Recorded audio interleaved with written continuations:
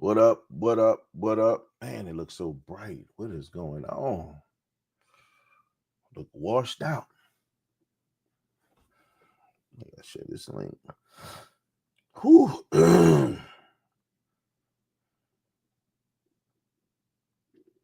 We are live.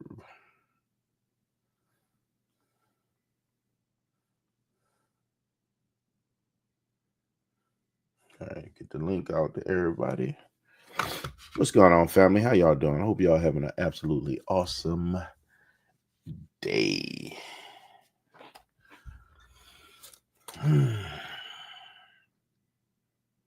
We live. We live. I am not 100%, but we're going to try to muscle through this. I got to figure out why I look so washed out. Why I look so washed out, man. We need to fix this. This is crazy. What is this? What's this look like? No, that don't look good. Let's try glaze. Black and white. We're going to keep it black and white while we talk about the old days.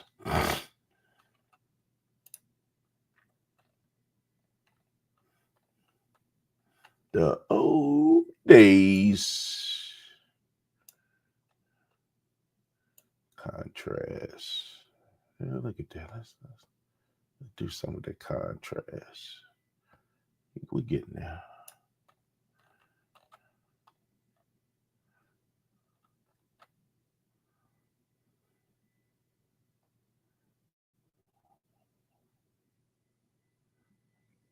Turn that off. What happened?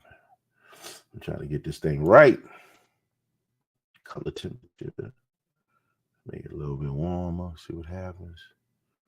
Let's go colder. Kind of like what looks better. Warmer, colder. We're trying to figure this out. We're in black and white talking about the old days.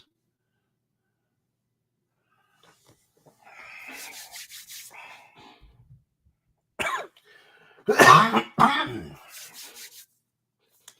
a little congested, man.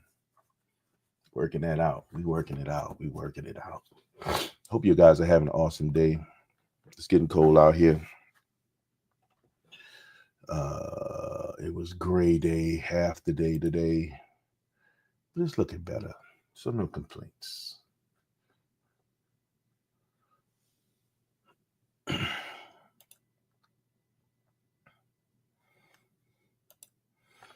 See if it's looking better. I don't even know. It look like a color right now. Let's go back to original. Still a little washed. We're doing all right.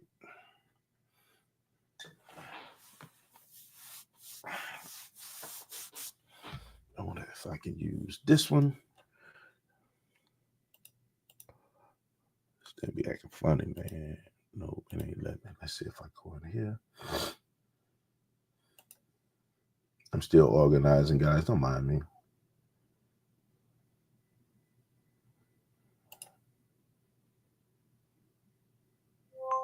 He picked up the phone. Yes, sir.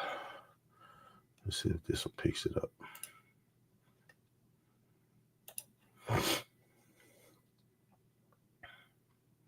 I would love to change cameras because this one is much better.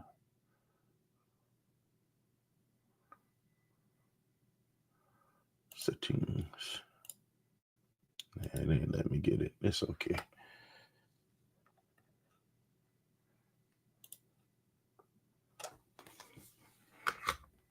What's going on, y'all, man? How y'all doing? Where y'all at? Where y'all at?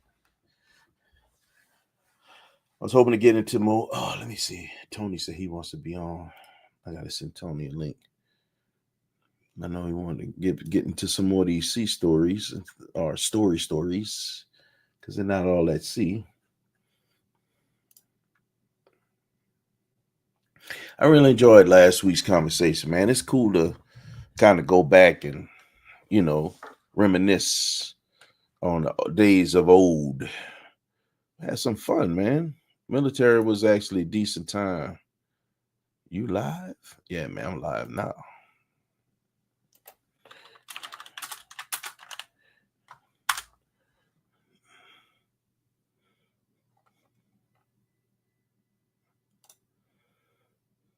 What did Omar send? Why I can't see what you sent?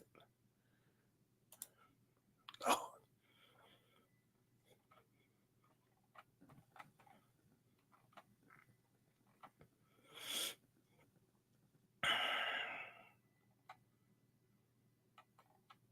Where is Tony?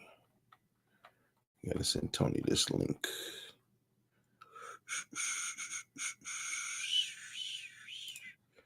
Here he is. Bam. Bam. Oh my God. Paste. Let's go. Oh man, my head's been pounding all day, guys. It's been one of them days. What up, Tony? I sent you the link, bro. Rrr. What up, man? What up, dude? Hey, I sent you the link. Link received. We can get back into some of this good old military talk. I think this camera crapping out. It's doing weird stuff. Looks normal here. Man, it's doing weird stuff. Every once in a while, I get this little glitch. Could be the internet. It was whitewashed. Nah, that's not an internet function there. It's the camera itself. If the internet, you'd have glitched. Like this, like a shock. I found a new camera that I'm gonna probably end up getting. It's actually I think I gotta take Jax out here in a few. He's ready.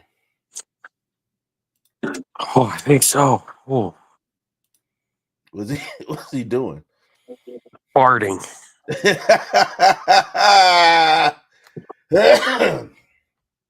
Well, with all the meds he's on too, with everything, but with all the pain and antibiotics. Don't want to light a match in that house. No. Kaboom. Kablooey.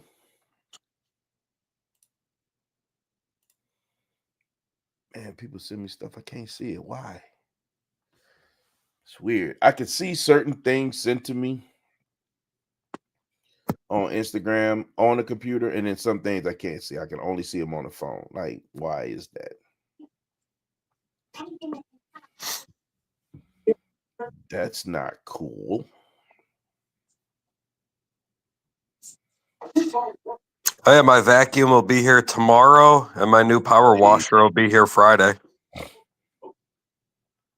You are in the business. So I'll probably be trying to figure out getting the vacuum mounted tomorrow when I'm at the house. Oh, yeah? Yeah. When you do the power washer, they're going to have to run water from where? Oh, I've got a spigot. I've got the spigot right in the garage. Oh, really? I didn't know Yeah, that. right. Yeah, right by the door. We walk in the laundry room. If you look, yeah, it's down on the right-hand side of the stairs. I didn't even realize that. It took me a minute to realize it, and then up on above the other little storage shelf by the side door, there's a gas line coming out where the heater's going to go. Nice. Man, it sounds like you might be ready, bro. Getting there. You got gas lines already plumbed. All you got to do is connect everything. Yep. Sounds like a Plizzan. For shizzle. What did Omar send me? I didn't see it. What the heck? And then the Camaro will be at the body shop Monday, getting the PPF off and paint touched up and redone because the PPF's peeling the paint off. Really? When they try taking it off. Well, the PPF that PPF is original from 2013 apparently. Wow. Note to self. And it was not a good one. Don't leave cheap PPF on a car for more than 10 years. Check. Deal. So Oh my goodness. So the Camaro should be fully done and ready to go before my birthday. Nice. You ready for that? I think so. Well, considering last time I drove the Camaro was about a month ago. When it got done with everything, I ripped it around up and down 14 and 31 real quick. Yeah, that's right. You left it at the shop. So then I just got to reposition the vet over a little bit more to get the Camaro in on the other side. The Camaro gonna go in the single bay? Oh, no. The double bay? Yep. What's going in the single bay? Oh, all the lawn equipment and garden stuff. And because with the HOA, they won't allow the sheds yet. So I lost my 3-car garage, and hence why the lift's not going in there. So they don't allow sheds on the properties with the Not right now, no. Okay. Did they say why? No. That's weird. But you know, every HOA is different. They have their reasons, I guess. Especially if they maintain a certain, aesthetic. Yep. It sounds good. Oh, come on. Yeah, man. Trust me, I understand. I get it. One thing I'm fortunate enough that I don't have to worry about, at least that for my HOA. They're very hands off, and I think it's because most of these houses are in the trees, so they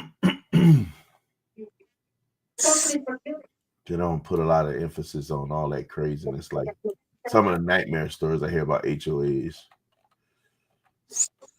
I almost feel like taking where the playground area is, when we take that down, to turn around and make a shed look like a playground area, add a slide off to the side and all that, and keep the stuff in there. That's clever. I like that a lot. I think we should figure that out. Oh, yeah. I think we should figure that out. That's very clever. I thought so. I just thought about that as we were talking about it. That's kind of cool, man.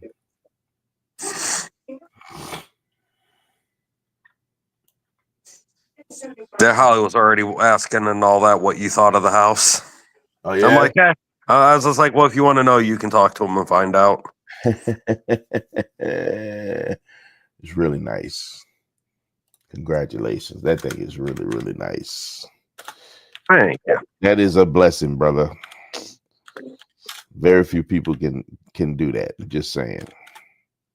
Not a lot of people can do that. That is a blessing. I just got to get used to all the doors and all the light switches. Yeah, the light switches are going to be the thing. Which ones does what? Especially when you're so used to what you have already. Mm-hmm.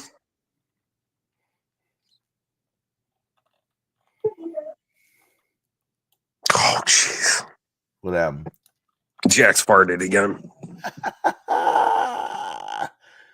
Let him rip, buddy. Let him rip. He lifted his head up, smiling. He's like, that's for you, Dad. You're welcome. Well, at least he's eating, so I got to give him that. Yeah, that's got to be frustrating as he's going through trying to heal. So, yeah. Well, like I said, when he went to the bathroom, when he finally decided to take a dump earlier this afternoon, it was the first time since Saturday night. oh wow. Yeah. So, like I said, all the pain pills and antibiotics, it like drains them. Yeah, I can see it. And then the rest of the stitches come out on the 29th, the day after Thanksgiving. So He's getting there, man. He's just got to go through his journey. He is just going through his journey. His journey is no one else's but his. It's actually gonna be all right. Yeah, I'd be glad once all this stuff is done and Yeah, that part when you can get on the other side of all the not feeling well.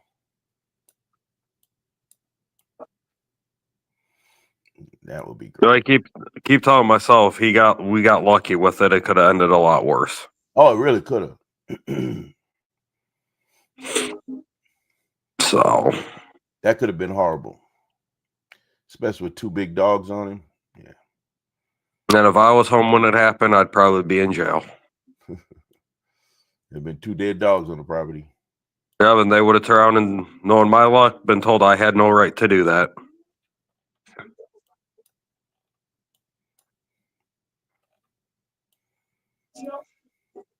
Burnanners.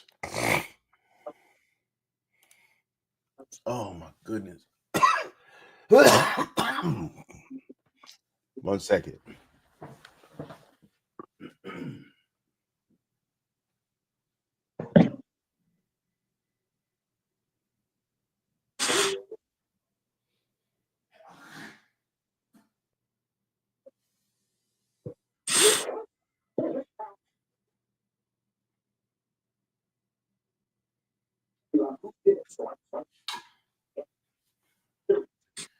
Man, coughing up all kind of crap. Me and 3. What up, Cody? What's the word, brother? We can continue in this veterans conversation, man. Come on through with stories. I'm just saying. Come. I never thought I'd ever miss safety briefings. PMS. PMS means something different in the military.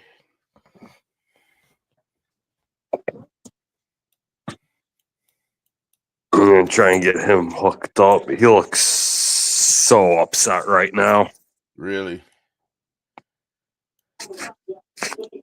Oh, wow. Hey, buddy. Not yet. No hibernation just yet. I know it's supposed to be like a wintry mix. It's supposed to be rain and some kind of snow Thursday, but that's not just rain. Not just snow, so it's gonna be raining. I know there's talking they about changed it to what? straight snow 1 to 3 inches. No. Yeah. I don't know how, because we haven't had enough nights with the temperatures for the ground to freeze for it to stick. Hold on. Last time I looked at the weather, that was at work. It was still weathery mix. When did it change? Just recent? I saw it about like 2 hours ago.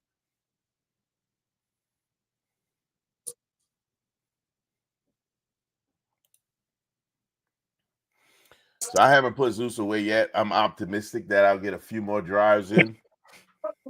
At least through probably mid-December. I think I can make it to mid-December. That's been like a sweet spot for me.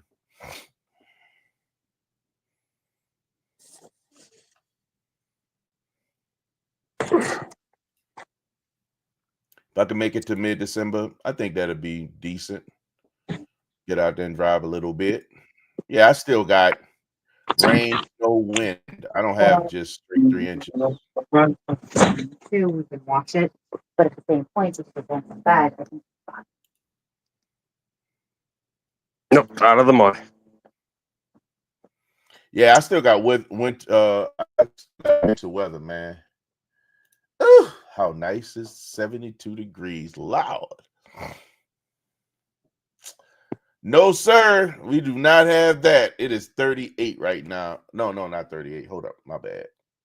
What is the temperature right now? It's 44 by me. Yeah, I was looking at the temperature for Thursday. Thursday's supposed to be high at 38.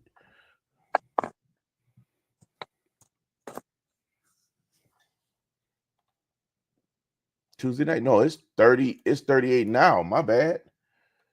It's 38 right now. 39 Thursday. That Ray's gone. Yeah, man, it's a little chilly, but it comes with this. You know what I mean?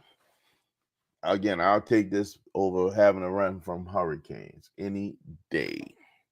I ain't got to run from a hurricane again in my life. I'm a happy man. Very happy.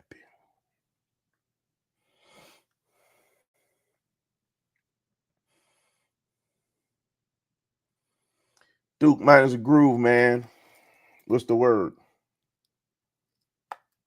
I ain't seen you in a minute. There he is. Well, almost. Hey, is this working? You have audio? I have audio. All right. I have no video. I got the grr. Get the grr. There There you go. he is. There we go. I'm ready for chat. Yeah.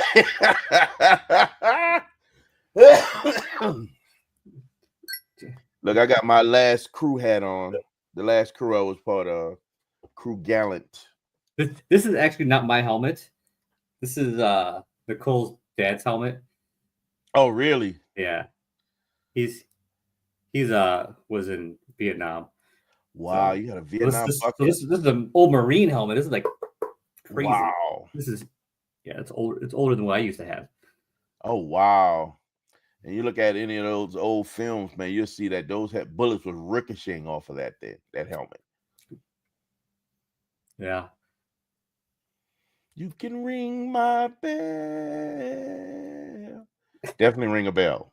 So how was your week? So far, so good. I can't complain too much other than just this wet stuff that's happening outside, trying to get away from. I'm gonna probably end up this week. I think I'm gonna end up doing the paint correction on the Beamer and then do ceramic coat the whole thing. I want to get it out of the way, so I'm gonna probably do it Friday and let it sit in the garage through Saturday. Depending on what the weather looks like, probably take Zeus out Saturday, do a little cruising. And then earlier this week, started off the week, took Ray to pick up his car. Man, we went way down there to Ryan's house. Ryan, the guy, got the black C5. And went to his house, picked it up, went to Ray's house, checked out the house, dropped off the vet at the new house, and then came back home. I didn't realize it was like we left the house at I left the house at like 5 something. I didn't realize how long it took. I didn't get home until almost 11 o'clock. I'm like, wait. Oh, the whole day was gone. I didn't even realize how long it took. I mean, we were talking, having a good time. You know, when you start hanging out, you hang out, you don't realize how much time is passing. It was a good time, man. Uh-oh, Joe Nobody.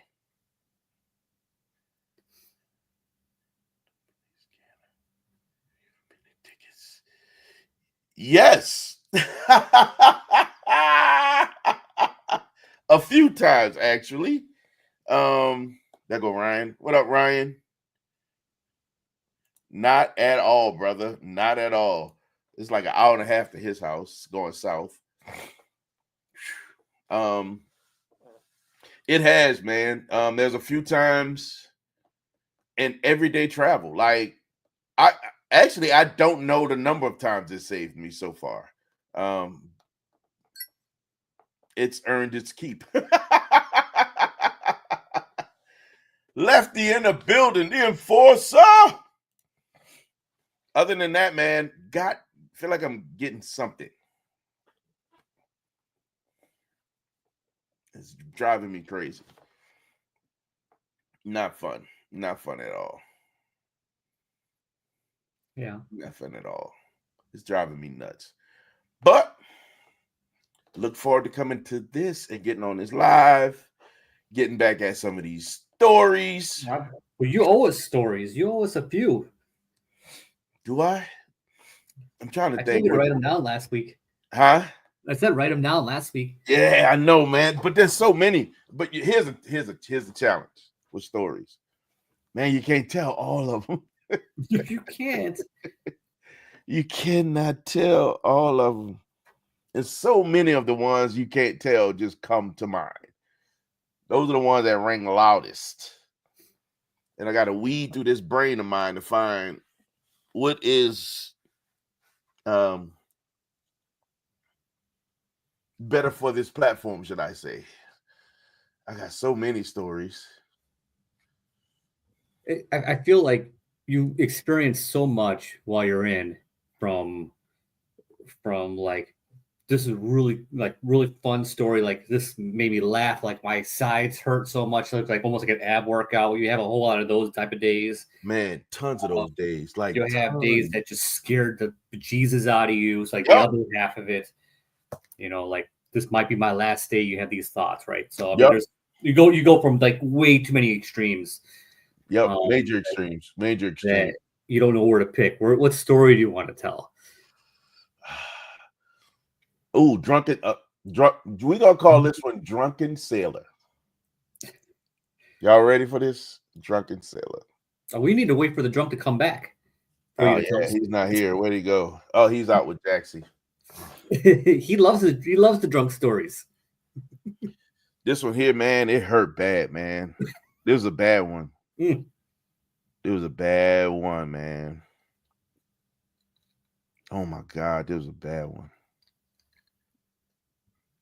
We was in Sacramento. I was on that traveling training and assist team. What we usually do before we, actually go in, we go in and actually start. He said, "I'm a drunk." Too unfortunate.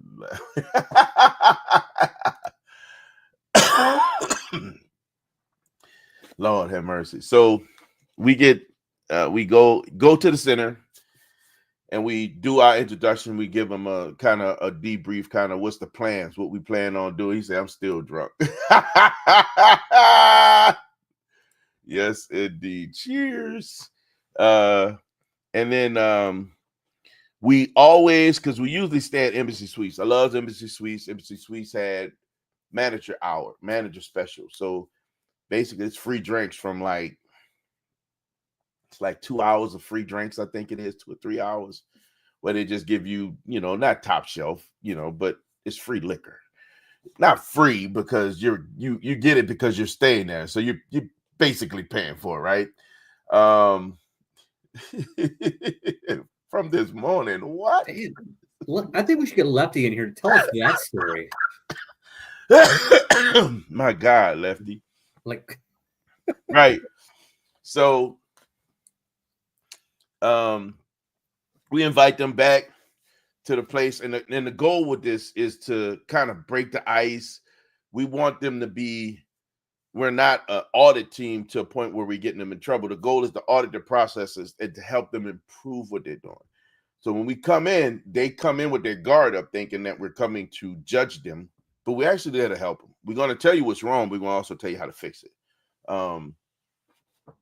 So we get there and we're trying to have the icebreaker where we bring them all in and we're going to hang out with these guys and have a good time. Nobody came. So nobody came to the hotel. Me and Andy and who was it?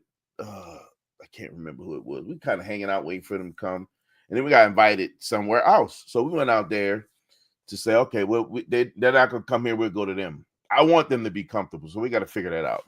So we got there. This was when I was on Admiral staff. This ain't, Admiral staff is a different ball game. It ain't all it's the clean side of the very clean side of the military. It's politics, policies, politics, and all that other stuff. So we go out there. Oh my God. Oh my God. It was rum. It was a Bacardi night. I remember seeing like 3 different bottles of Bacardi. I mean, let me just explain to you. It was bad, right? So start off with just shots, sipping shots, literally like the song, shot. This is probably one of the reasons I don't shoot no more. I can't do it. Can't take shots. I need to sip whatever I'm sipping on so I can enjoy it. Shots, it happens too fast. After it's over after that point. And when you're laughing, joking, having fun, having a good time, oh my God, it's a long night, right? So we over there, we getting at it. Dog, we got to work the next morning.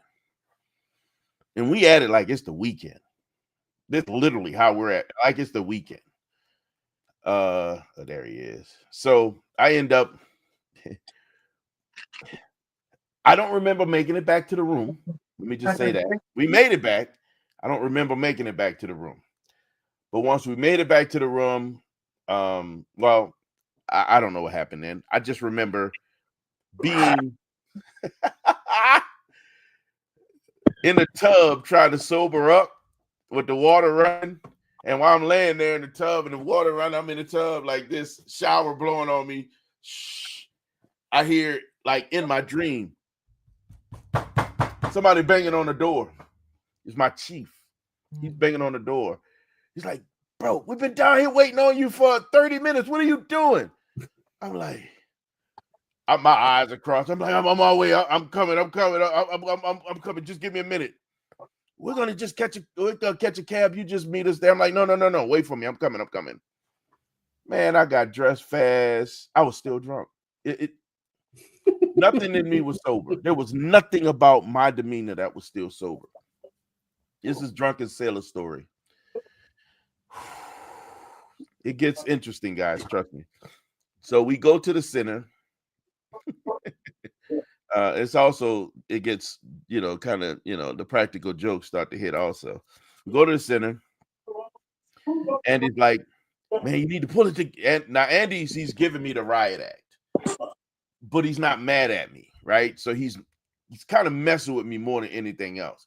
You got to pull it together. We got to do this. You can't be in here looking all crazy. You got to sober up, man. What are you doing? Say, you know what? What do you want to eat? I'll go grab you some food. What do you want? So he's like, I'm gonna go to McDonald's and grab something. I said, just breakfast sandwich, hash brown. It don't matter. Just give me that and bring a coffee. That's the guy. So we dropped off. We go and I start working. I'm feeling like horrible, trying to work, get through it, and came back with the food. I'm like, God, dog, why? What's wrong with it? He said, oh man, just eat. I'm like, okay. I ate it. Everything was juicy, like greasy, juicy. I'm like, why is it like this?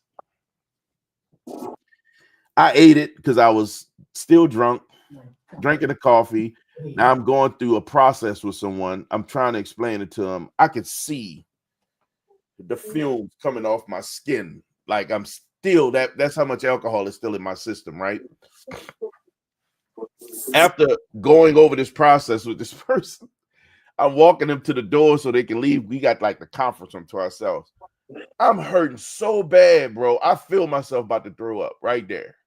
As soon as I let them out the room and close the door, I grabbed the trash can. Oh, I threw up. I'm like, threw up in the trash can again. I'm like, man, this is not good. This is not good. I went back to where I was working at this long conference table. I'm working on working through a service record. I'm going through it.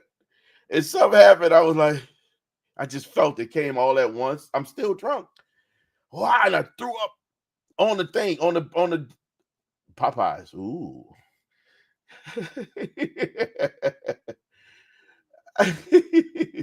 I threw up in the service jacket. This puke all through this record. I had to take it and dump it out of the window to try to clean the thing off. It was horrible, man. I went down. I went to the head. I threw up in there a couple of times. I threw up probably about. I had nothing else to throw up. Everything came out. It was gone. There was nothing else to throw up.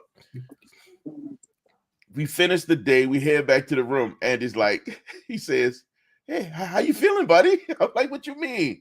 I say, "I'm feeling better, man. I got all that crap out of my system, so I'm feeling much better, feeling like myself again." He said, "All right, that's good." He said, "Yeah, I had to make sure that they took care of your food for you." I was like, "What you mean?"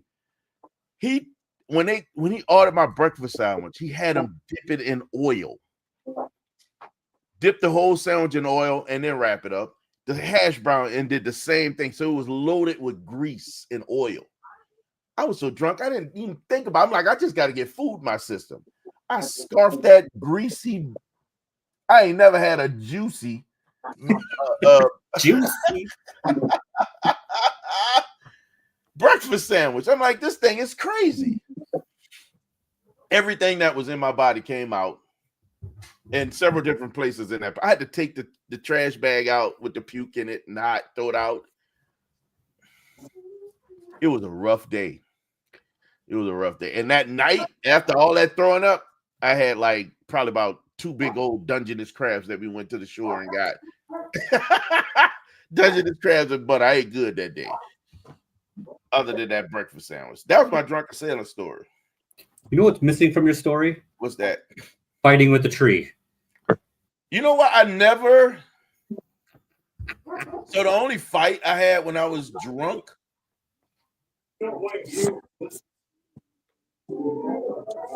that I remember was with the dude at A school that jumped on one of my guys. It was that Erkin jerk, man. That Brandy, man, it made me violent. I had to get away from Brandy. Vandy had me wanting to fight people, man. If I wasn't fighting, I was about to fight. That's why I don't drink vodka.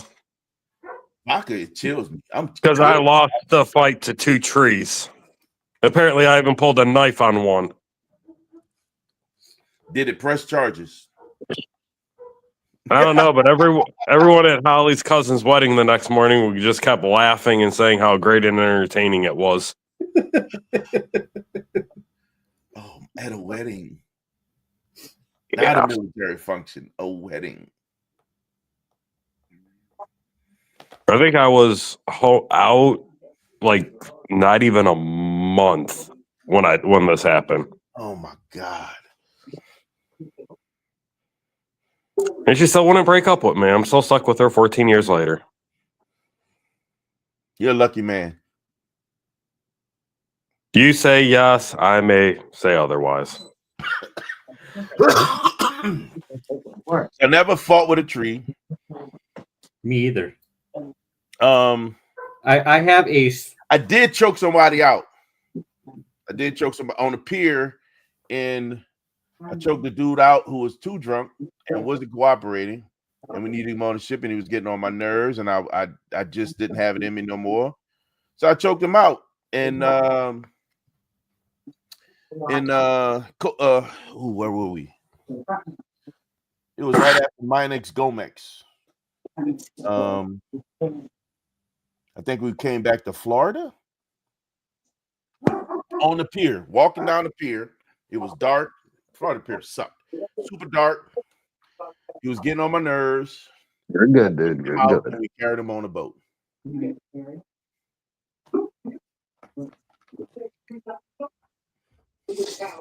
I got thrown into a shower at the barracks.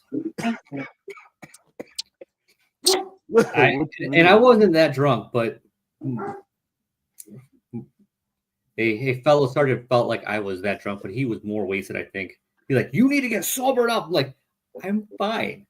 I remembered everything, but he's like, threw me in the shower in the barracks and like turned the water on and left me in there. I'm like, I'm still wearing clothes. I was like, I was so pissed off. I can only imagine. You had everything on too. I had everything on. I'm like, we just got back from the O Club. Everything on. Uncool, bro. And that was pre-mob too. So really, yeah. I don't have too many bad drunk stories. I mean, I really don't either.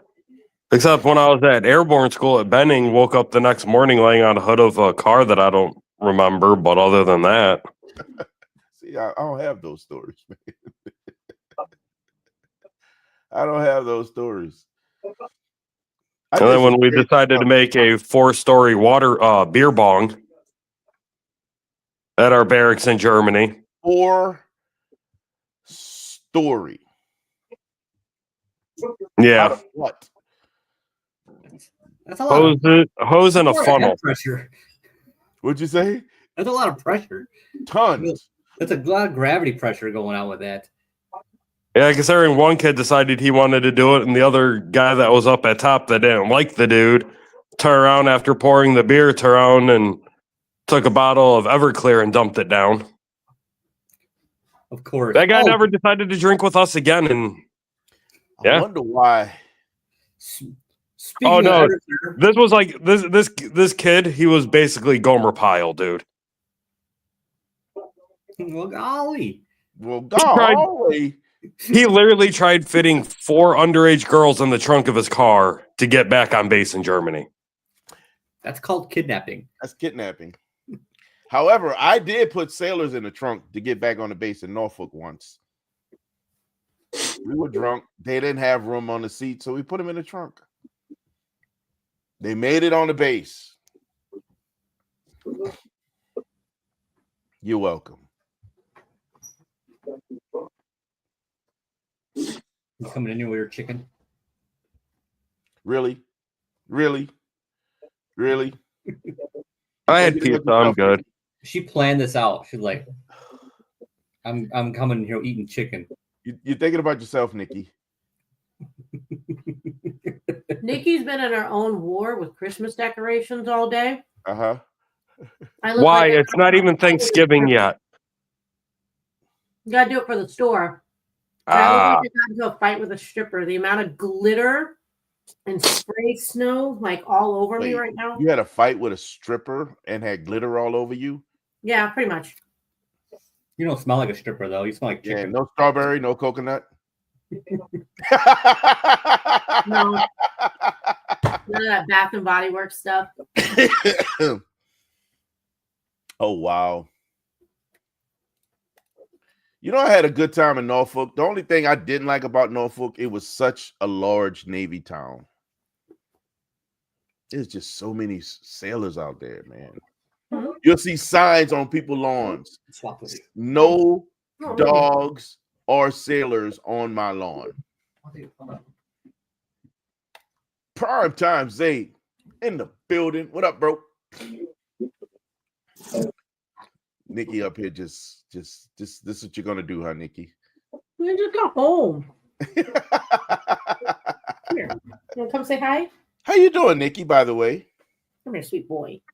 I'm all right. Just getting ready for retail and holiday. You can't have any. Gotcha. I do offline want to talk to you about what do I want to talk to you about? Oh no, that's not your line. You don't deal with that stuff. What? DJ, you don't deal with DJI, do you? No, Okay, never mind. not really. I might know somebody who does, so you Okay. can ask me anyways. DJI has a desk cam that I want to get. Mm. If you know a guy, Jax, holy crap. Jax keep. Hey farting. Nikki, how do you get a dog to stop farting where it smells like a sewer line broke? Their diet. You're stuck with it right now, man. Their Well, diet. he's only started ever since with everything with the pain meds and the antibiotics. His farts have been like ferocious. Mm, Hey, sorry. say, are you pulling the Z06 down to Dallas with you on Thursday? Why are you crying? You can give him some pumpkin, like fresh 100% pumpkin, and mix that in with a little bit of his food because his stomach's like his GI tract's all jacked up with all the medication. It'll help Yeah. smooth things over, so it might help some with the gas, but you're kind of screwed till he's done with his meds. How long are you going to be in Dallas?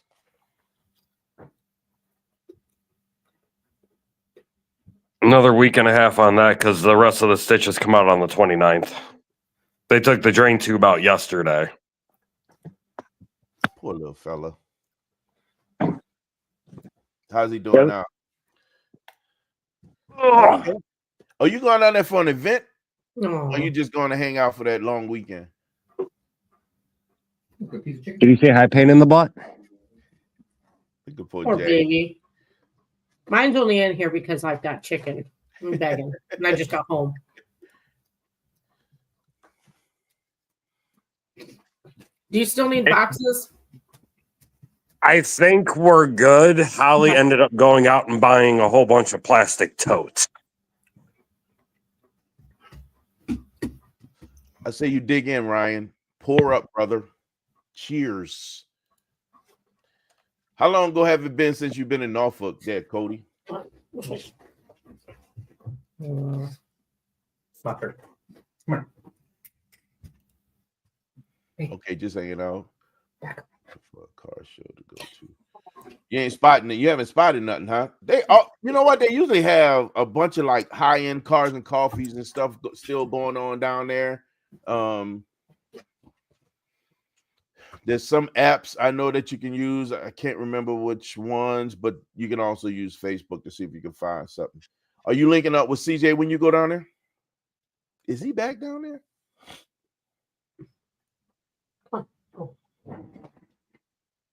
I know your cousin is down there. Go.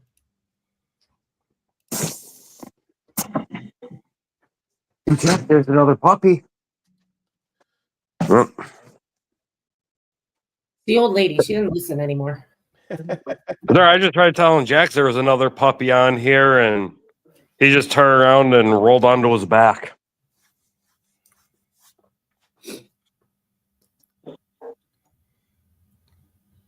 Man, I just don't have a lot of bad drinking stories in the military. Everything always it's somebody else usually got the brunt of the bad. I don't have a lot of bad. Oh God.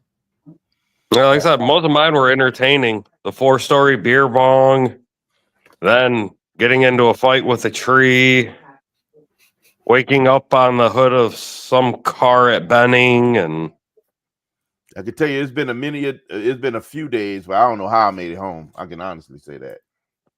when I was at Bragg, I ended up waking up at a stripper's house. I don't know what happened at that point, but Wow. Nightcap? You know, playing a little Uno, or well, see, the last thing I remember was drinking on base. I don't even remember going to the strip club.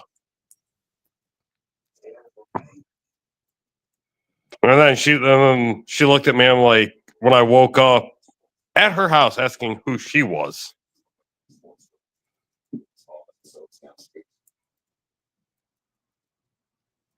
I bet that was the first.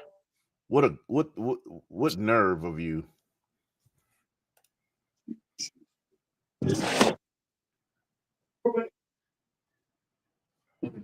Yeah, there you go, Zay. Yeah.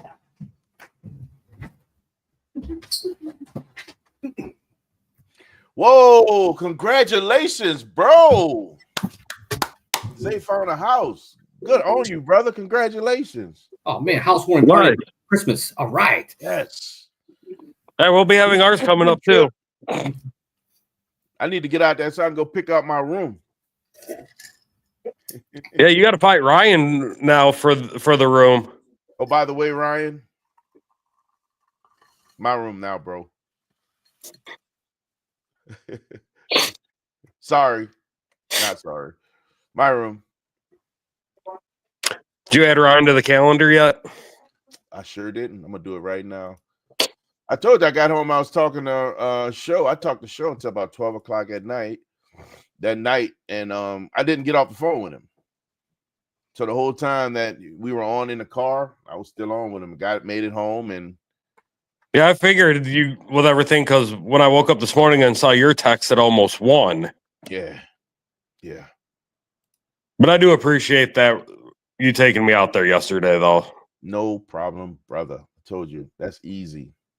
That's easy. Still can't believe going over the train tracks and all of a sudden the gates wanted to start going down and then the back end of the vet kicking out and almost spinning it, and was not expecting that. Ryan, no. You can have that. I actually already dubbed that one yours. So you're welcome. You'll be okay up there, brother. I just don't want you coming downstairs too often. I don't want you to wake me up. So just stay up there. So It's okay. where are you at? You got the Harry Potter room underneath the stairs? No, that's my hiding spot for shooting people with Nerf guns and gel blasters.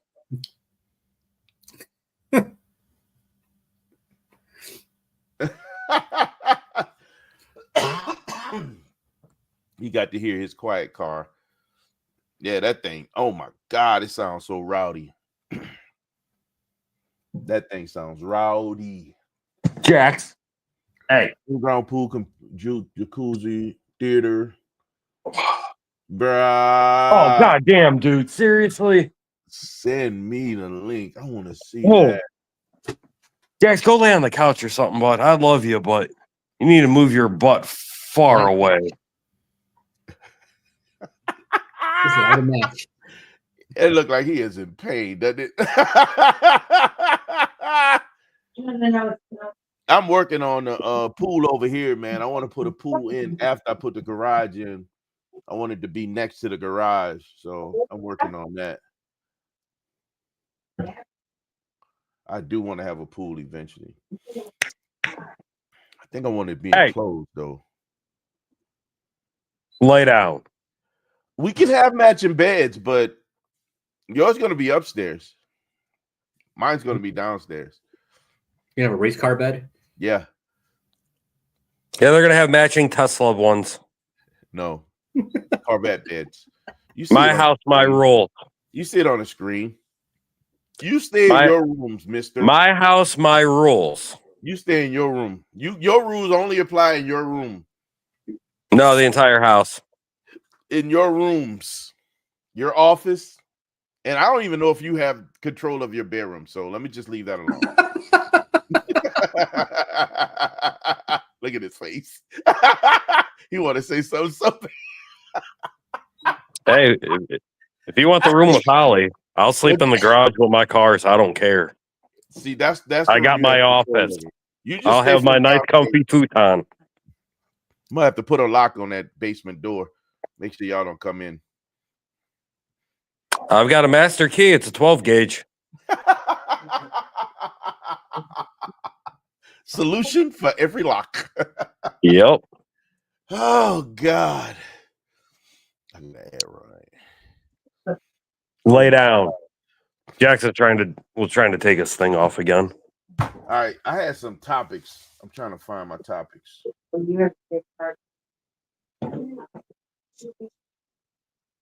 Yes, BMWs are slow.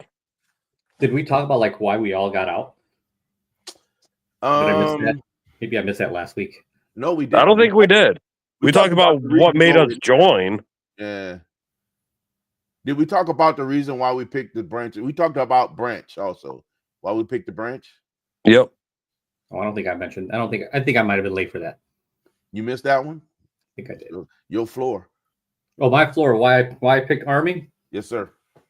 Because I scored horribly on the ASVAB. Army has a ton of jobs. Well, so there's another. Do reason number 2 then. That's a common reason one. number 2. So when I went to go do the ASVAB, and got all the different scores for all the different branches and how you scored and ranked within that branch, right? Like for Air Force, I did not do well for Air Force. It did not open up like a bunch of jobs. And Marines was not one of my ideas. I didn't think about Navy either. So it was going to be pretty much Air Force and Army. And my GT score for the Army, pretty much I was open for everything other than like PSYOPs and stuff like that. Okay. Like the 6-year contract. So bigger. You were not going to be a helo pilot. I was not. And while I was there, and I'm like, I had no idea whether I was going to go reserves or active duty. I really didn't have a plan. All I knew is that I just wanted to do something.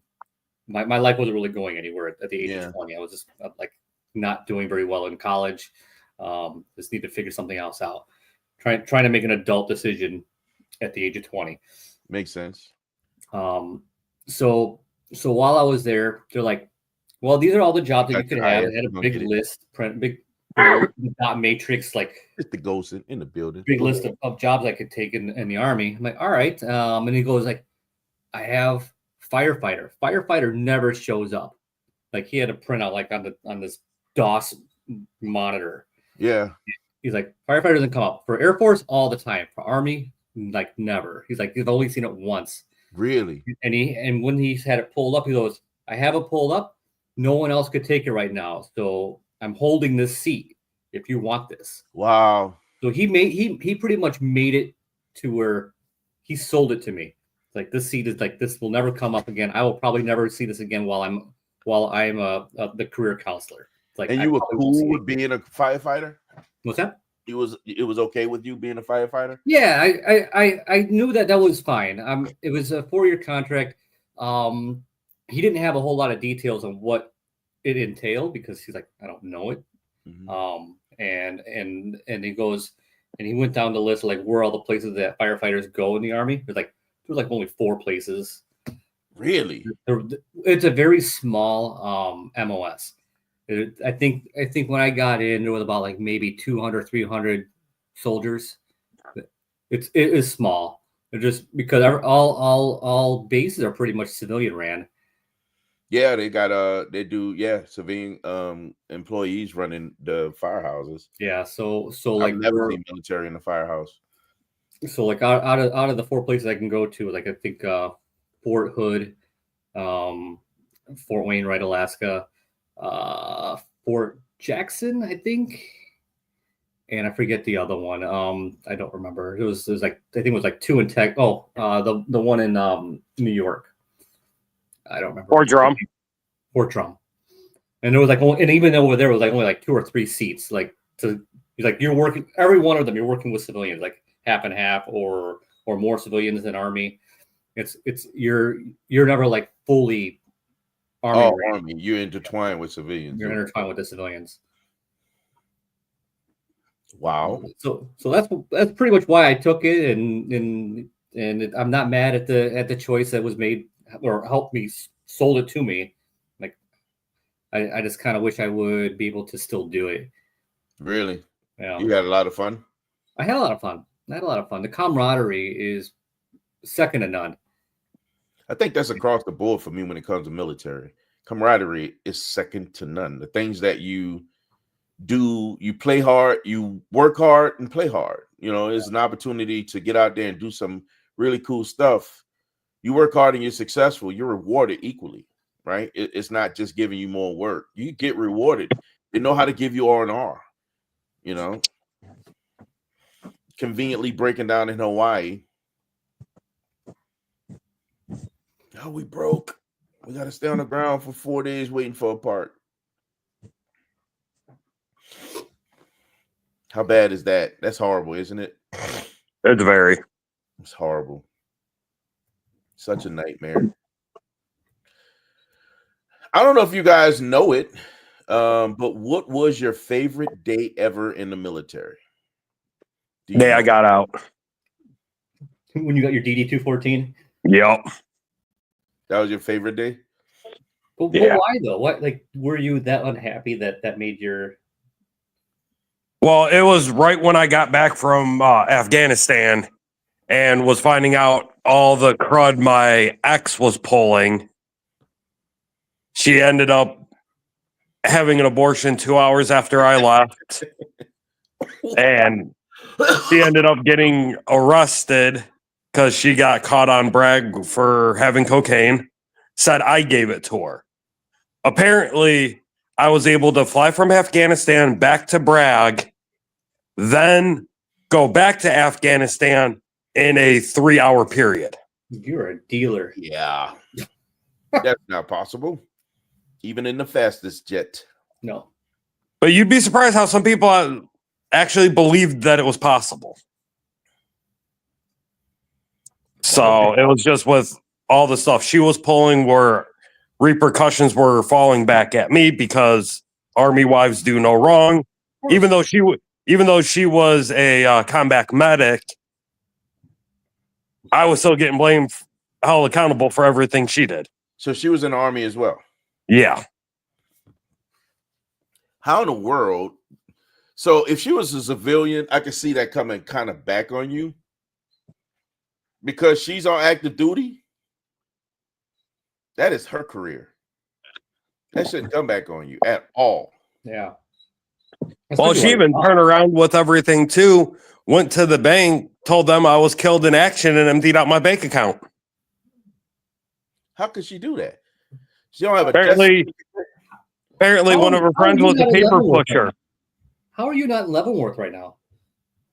Oh, trust me, I ask myself that all the time. Oh, God. That's bananas. That don't even seem real, man. That's crazy that she's able to do that.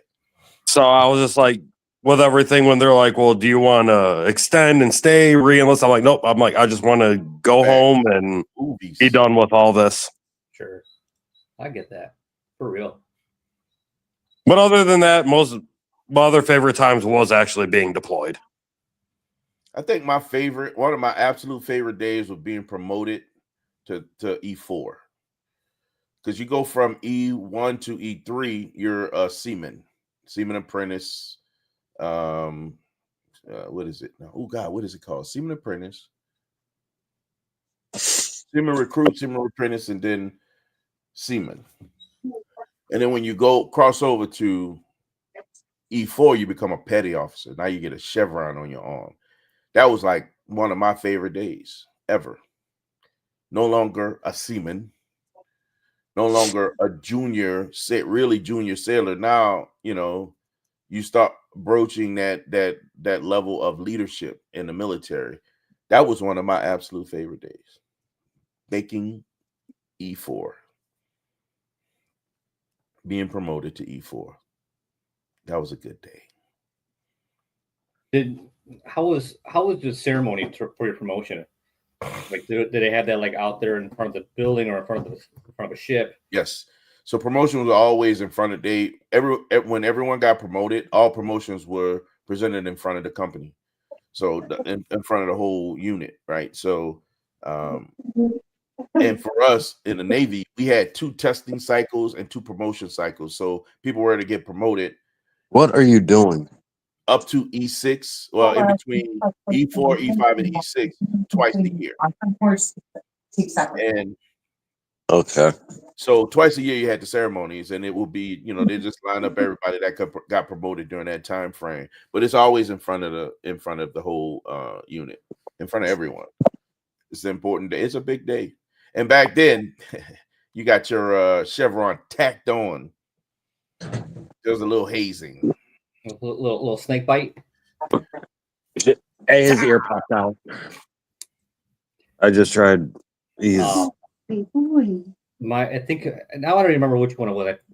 Whether it was from E2 to E3 or E3 to E4. I feel like it was E3 to E4. I didn't know I was getting the promotion or anything like that, and my crew chief or the captain of the fire truck, which is a civilian, he goes, "We're gonna do some training." And we had the ladder truck. So we had the ladder truck, and he had the ladder truck fully extended out. I forget I don't even remember how high it goes anymore. So it's a fully extended ladder truck. And I got to go climb this thing. He goes, kind of like hazing, right? It's like, all right, it's your turn. You go climb it. You're the youngest, Right. Newest, one of the newest guys we have here. So I went in as an E2. I think I got my E3 while I was in training, during training. So my E4 was climb up the top of this ladder. I get to the top of the ladder, and there's my rank taped to the top. That's cool. So I'm like, I'm all winded and all that climbing this ladder. And there's That's like, cool. and on the top of the rank, and there's a speaker up there, so the engineer of the truck could talk to you. And so they're all like, "Congratulations, Zamora! Congratulations!" Like I could hear that from up there, and I could talk, freely back to them, like thanks, guys. And I'm like struggling with my gloves on, trying to get my rank off it because they taped it really good. So, yeah, See this right here, this statement that he put here: starting July 2024, promotion to E4 will be automatic after 30 months total time in service. That sucks. So it takes away some of the for me, it's some of the tradition that this is not the tradition that I'm used to. You still Yeah, have but to I take mean, a test. 30 months is automatic, but if you go, I got it in 12 months, that's because I worked for it. It still gives you, if you can still get it earlier, then that's not bad. E4, I guess, should just kind of come automatically. You would think so, but there's something that comes in, at least in the Navy, to be called a petty officer. To be called petty officer, you gotta earn that. It shouldn't be given.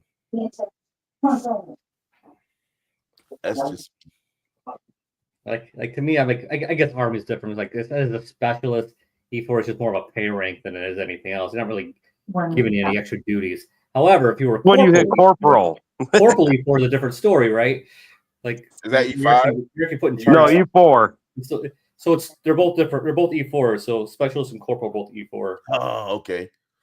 It's just corporal. You actually should do something and have some sort of leadership skills. And that was for all our E4s. All our E4s had to have some kind of leadership skill. It didn't matter. That at least that was expected. They had their first leadership training and all that other stuff.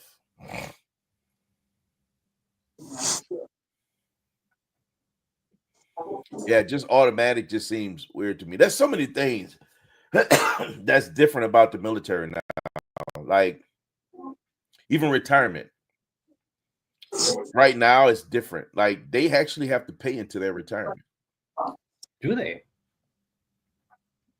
Do they get to collect though once they get their 20, like immediately, or do they make them wait? Good question. I don't know. I have to look into that. But I know that they have to pay into their retirement. I didn't have to do that. I put time in. I didn't have to pay. Yeah, no, you get stress cards, stress balls, and all that stuff. It's a different military, that's for sure. No, you can have cell phones. Here, I had to remember how to write a letter, make sure I had stamps and all that stuff, and calling home, figure out how to use a calling card. And no, they can't have a cell phone now. Not in the Army. Yeah. No, they can't. Yes, my buddy joined and he had his phone with him all through basic and everything, calling and texting me. I was just on live with one of my a kid that played the drums at my church. He just enlisted in the Army last week. And it was the day before he was leaving. And he's soliciting getting some letters. He got to write letters still. I don't know if it's different in different sides of the Army, but he can't have a cell phone. I still think they need to stand to that. I mean, your goal is to be basically trained. That means I got to remove you from the outside world. I think so. You cannot have exposure to the world to be basically trained. Use a payphone. Yeah, payphone, and you gotta be separated from the world. I know in Great Lakes they can't have no cell phone. Not in the Navy. They can't have free access to the internet. Freedom access to the internet. I learned my first day of basic not to be the turn around and be smart. First day we're meeting our chain of command. We literally had a Lieutenant Dan. And me, I was like, Lieutenant Dan, you want some ice cream? Right out to the volleyball court in the rain, low crawling in the sand for 2.5 hours. You earned it. They're like, do you still want to be a comedian?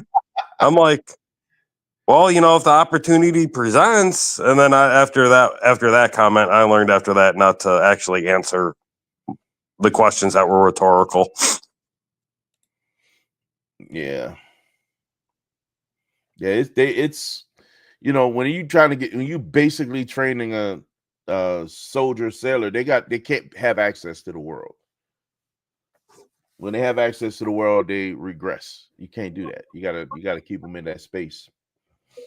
Having access to seeing what's going on at home and all that other stuff, or seeing what's going on social media, they should not have cell phones. They should not have access to that stuff. That's the one thing The one thing I miss is during all the night training that we did, it was like just looking up and seeing how much of the stars, the sky you could actually see. Oh my god, I was that's just one of like, the coolest days on the I was ship. just like, this is awesome. On the ship, man, you can see every star. Can't see your hand in front of your face, but you can see every freaking star out in the sky in the middle of the ocean. I learned to, even being down in South Carolina with everything, it was just like, this is cool. But once in Germany, it gave me a different perspective on some stuff. In Germany? Yeah. Oh, just a lot better views. Oh, because you don't have all the city lights. Yep. Yeah. Those are good days, man. Arduous days. What are some of the most arduous days you guys have that you can remember? Like every day. Where it every felt day like of it was deployment. never going to stop. Now, and I'm not talking boot camp. Every day of deployment was the same, like Groundhog's Day. Yeah, that's right. Both of you guys are deployed. See, I never deployed, so my experience would be different.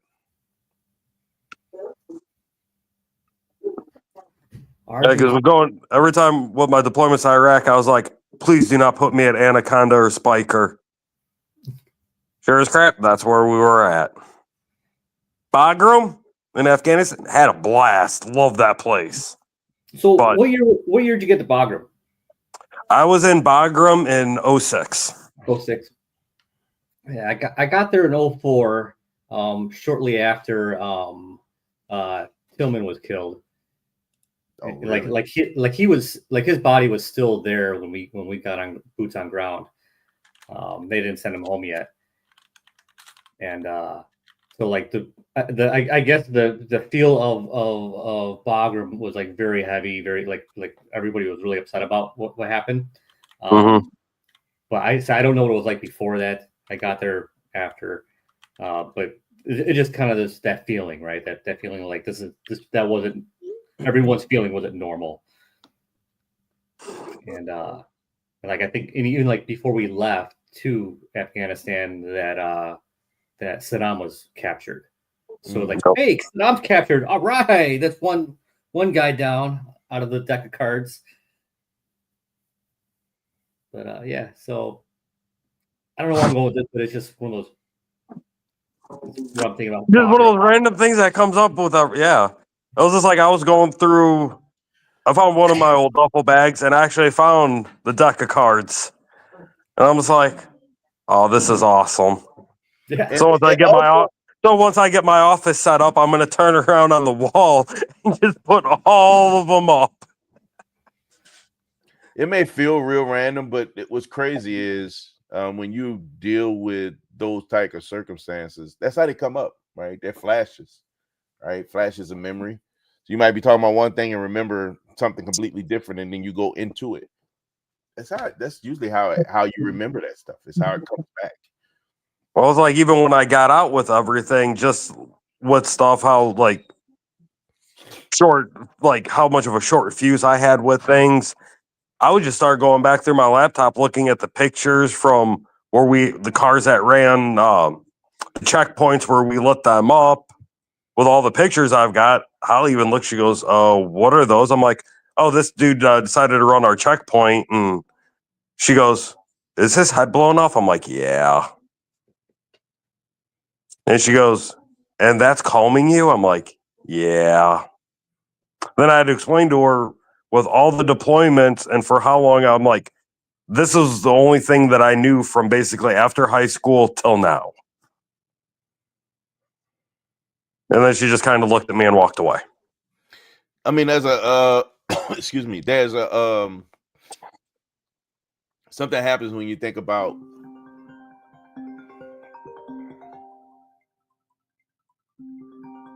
I think your phone's going off. you think so? I think you need balloons to show up in the background now. Lord have mercy. Or the confetti. You're like, Un it's right momento, un momento. It's got to be the wife. All right, so now it's you and I. Army. Yep. Why'd you take your helmet off? You know what? I'm this neck is not built to wear that for long periods of time anymore. Well, if I knew you were going to turn around and show up with a helmet, I would have ran downstairs and got my gas mask. Well, I guess we could do it next week. I got a gas mask. Next Tuesday, both of us wearing gas masks. All right. We'll do it next week. You need it more for you because Jackson's over there gassing you out. Yeah, hopefully by next Tuesday he's done with this. Do you need it? You need any cartridges? I got cartridges. I think I got like 3 or 4. Okay. I'd have to double check. But I was actually starting to be surprised on how much of my stuff I'm starting to find going through stuff. Well, as you're moving, you'll find it all. You're like, why do I still have this? Well, even like when my dad passed, with a whole bunch of stuff that I brought back that I never, it was just like I saw Ray's box and just brought it back and just started opening some, finding more stuff. I was just like, huh. I was like, I forgot I had this. That's where I found the deck of cards. Mm-hmm. Yeah, I have a lot of the same things. Like I gave a lot of stuff to my uncle because he was the only other person that was in the military before, right? Like I don't have like a whole lot of family that was Sorry, guys. that I talked to. So I gave a lot of my stuff to him because he was a gunner in the Army, and so like he was all proud to be going to Afghanistan. So I gave him like pretty much all, like anything memorabilia, anything knives related. I gave it all to him. So after he passed, my cousins were like, "Hey, we got some stuff. Maybe you want it." I'm like, "Oh, I gave that to your dad like years ago." Like, all right, I'll take some of it. The rest of it they kept. And then my dad's the same way. My dad's giving me stuff too from when I gave him, over the years. He's like, Giving it "Why back. are you even still keeping this stuff? You should throw it away." I was just like, I know we're going through some stuff, found some other of my Army stuff. And my one niece looked, she goes, "Can I have this?" And is holding up one of my maroon berets and all that stuff. And then I'm going through and I found like 4 more. So I was like, you know what? Yeah, you can have that one. And I explained to her what the crest was. And then when we got the info with my dad's burial at Arlington, when I went down to my brother's in Kentucky, we went out. He wanted to go out and show me the one bar and pool hall with everything. He goes, "Yeah, this is my brother. He was in Iraq and Afghanistan. If you try him, he will mess you up and make you unconscious." I'm just like, dude, don't be saying this. I'm like, yeah, get you set up for a fight. I was just like, unless you purposely want to get in a fight, all you got to do is say, "Hey, I want to get rowdy." That's all you got to tell me, and I'm down. I'm like, you don't need to turn around and start making the announcement with everything. Like, you start to fight, I'll get your back. Don't make me the front person. Why I got to be the leader in this? And I looked at my brother. I'm like, dude, you're fatter than me. You could take a better beating than I can. You can take a punch. That's funny. But yeah. Funny.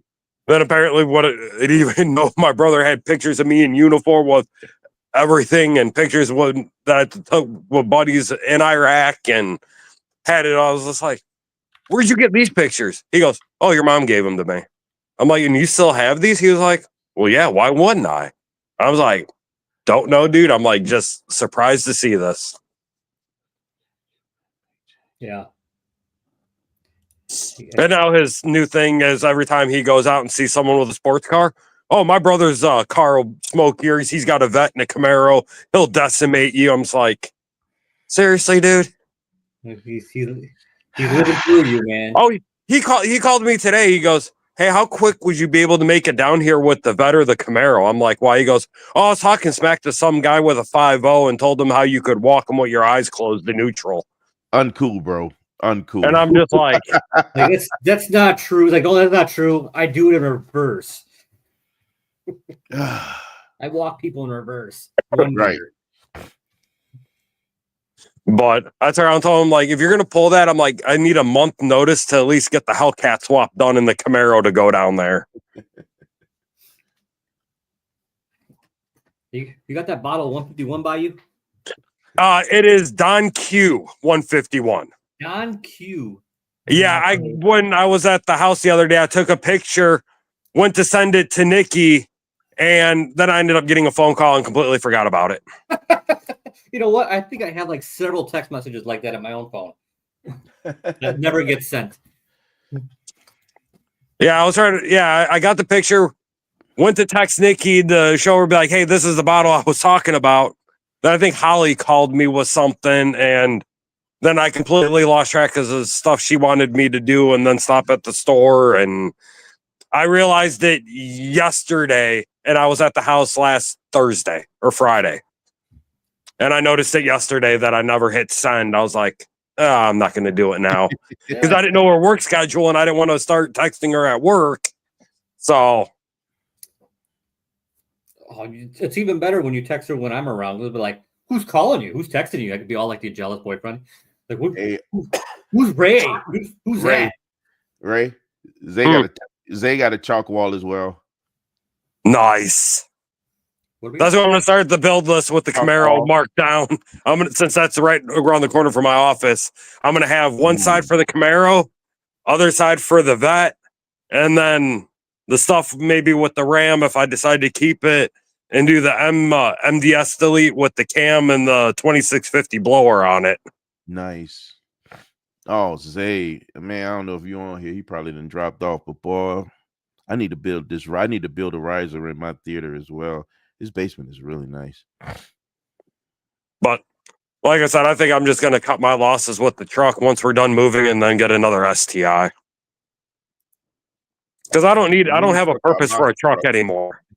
My STI died. I don't know if Ryan is still on here. I added you, Ryan, to the list.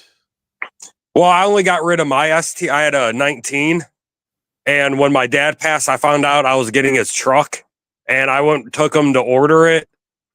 And when it came in, we lied to my mom saying I was taking him to a doctor's appointment because he never told my mom he bought it. And my mom got mad at questioning why I was at the house. I was like, I'm taking dad to a doctor's appointment. She was like, bull, he don't ask for help for nothing. Well, we never banked on my mom actually calling the doctor to confirm his appointment. So when we're coming back with the truck, she's outside all mad, yelling, cussing at us. But at least now Holly understands where I get it from when I say I'm going out and I come home with a new car. It happens. Well, like I said, that's what I did with the Hellcat on Valentine's Day at 21. Told her I was going out for coffee and cigarettes and came home with a Hellcat and 6 inches of snow. It made sense. Well, it sounds like you have a lot of foundations built on lies. No, I just don't say what I'm actually doing. I'm just very minimal. I don't give too much details. Yeah, where are you going? Out. Where to? Some places. I'm not lying. There's a little bit of deception going on. Just a tad. I mean, Holly has it good. All she has to worry about is if I'm going to come home with another car or not. There's worse things that she could be worried about. That's true. Exactly.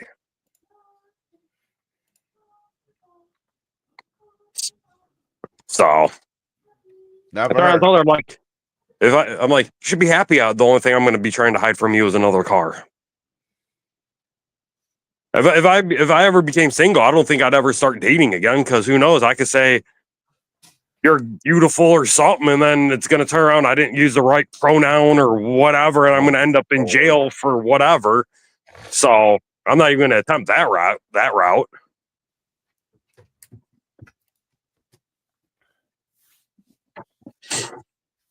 Lord.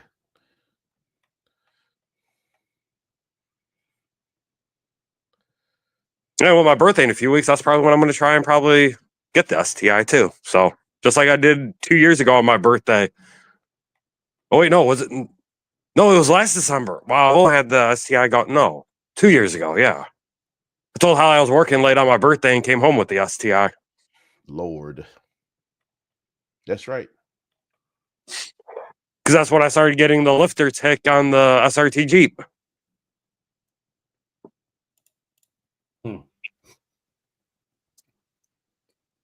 Yeah, my STI is going to need a new motor. Closest jet I seen flying. Well, I do have a pairing intake if you want an extra one. I don't need one. Okay, that's going in the garbage. I seen a plane crash.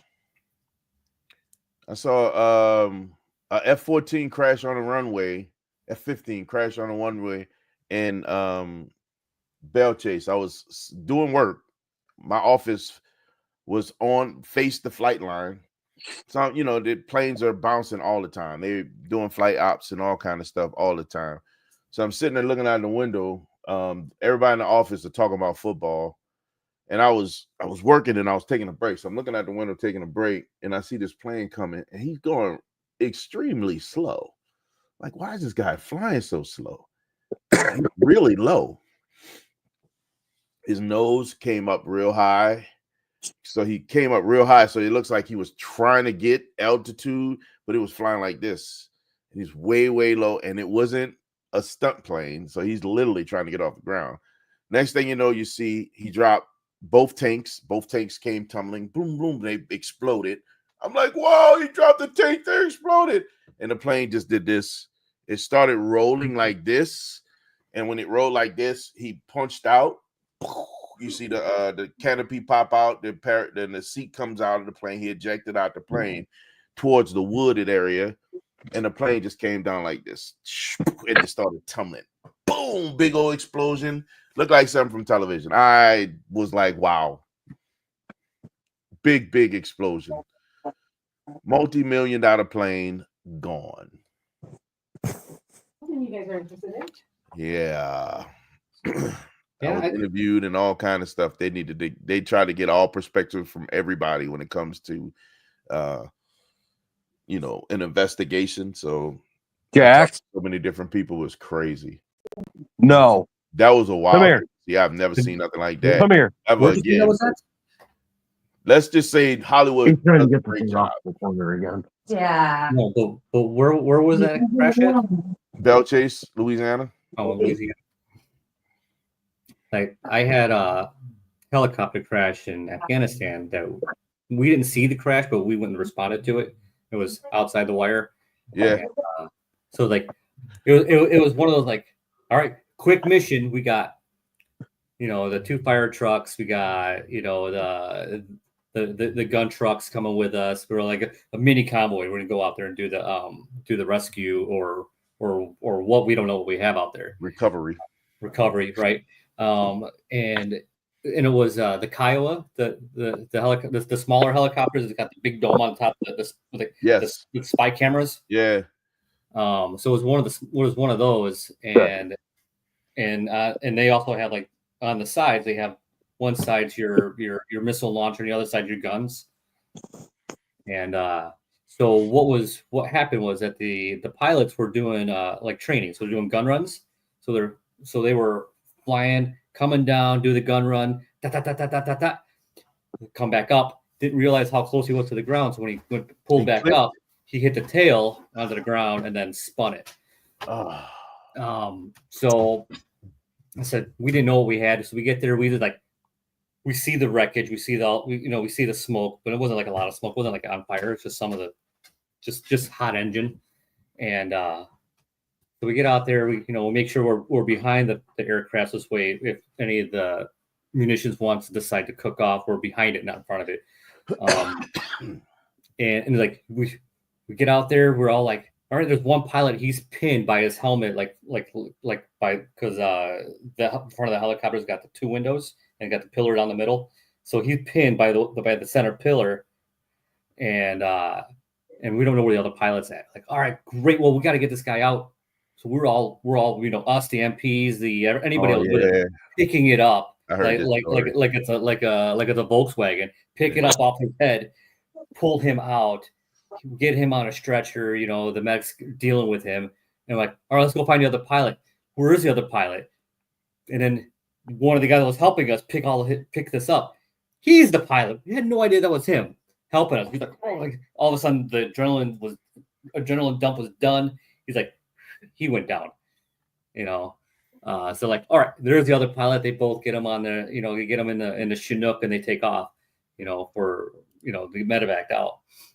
And then just like the carnage was just all out there. It's like, all right, now that they are gone, the patients are gone, the pilots are gone, what do we have here? There's like, everyone's got their photography, your crime scene investigator. I don't know what the word, taking all the pictures.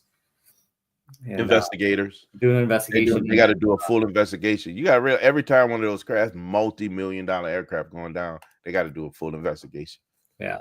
And then they just packed it all up, put the thing on a pallet and brought it back in pieces. Like one big pile of aircraft in a pallet, like 2 metal pallets. Yeah, they did the same thing with that jet. It was in the hangar, the National Guard's hangar. Just torn to crap, man. I got a coin for that. Got a 3-star coin. No, did you really? I did. Nice. Challenge corn, baby.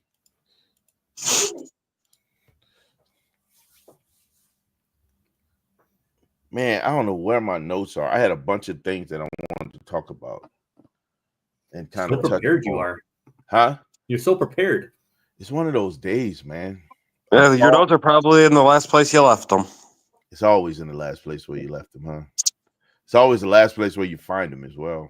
Because why would you look for them after you found it? See, you smart. Maybe something else to do.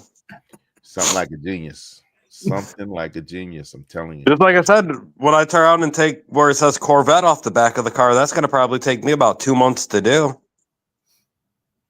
But that's what I'm going to tell Holly. That way, if she says, hey, we got to do this, I'm like, nope, I'm doing this. It's going to take a long time. It's going to take about 5 hours to get one letter off. I tried to explain to him it's 2 pieces. He said he's going to make it more than 1 piece. I'll take the 2 pieces and make it into 8. What service is your branch of service is your best friend in? Army. See any shooting stars, whales. Yeah, I seen shooting stars at home. I mean, I had to be in the military to see that. It's so much easier to see with night vision goggles, though. Mm-hmm. Like, Yeah, there's very lots easy. Yeah, of them up way there. Yeah. I remember getting in all the trouble all the time when we did with the night vision stuff because I would turn around and be that guy that turn around and just throw the lights on people just to mess with them. That's so cold. Wrong with you? That is so wrong, man. You're like the force of the shutdown. Like, oh, too much like shutdown. Boom. That is wrong in so many Oh, I thought it was so cool with the night vision driving the Humvees in blackout mode. Yeah. And seeing like whatever, it was like, oh, this is awesome. How is this even possible? That was like last week's story was the runway training in the night vision goggles. Yeah. Yeah, you missed that. I think you missed that. Oh, he was here. Was he on that? You heard No, that story? maybe parts of it because We're waiting to get up Jack the runway from towards picking him up from the ER. That's right. Oh, that was when we went off the runway. Yeah, I didn't catch that one. Okay. I don't think. Well, That was a story. yeah, that was the story where we're doing night vision training and talked to the tower, and we went on the runway, and we ran to the end of the. This story's almost not as fun to tell a second time around now. It's like I think it's still a good one. it's still a good one. Still think it's a good one. Had my E4 drive. We already drove back and forth. I had the E4 drive. He's like, I can't see. He got the night vision goggles on, and he's just full blown on the fire truck and the crash truck. And we get to the end of the runway, and at the end of the runway is about a foot drop from the concrete, and it's just a bunch of gravel. We go off the runway in the fire truck because he doesn't see we're running on a runway. And it's a bench seat. It's a bench seat. So we're all sitting next to each other. We all looked off the seats like this and come back down. He comes back down on the throttle, and now the engine's like, whoa! Gasses it up, hits the brakes, so it's air brakes. We stopped, turned the headlights on, and there's a fence in front of us. Giant fence. And in between this fence and there's another fence behind it. That's where the minefield is at. Oh, that's right. I came in right when you were finishing it up. But that was So I know I got the full story where you guys filled up someone else's Humvee with water and all that stuff. Yeah, that was the Sergeant Major's Humvee. Yeah. Yeah. No, so the minefield was because we were doing night vision goggles. Gotcha. Yeah, I did catch a little bit of that. Oh man. You should have been with us. You would have loved it. Could have been a good time. Well, if I was driving, we probably would have made it through the fence into the minefield. We'd be in pieces.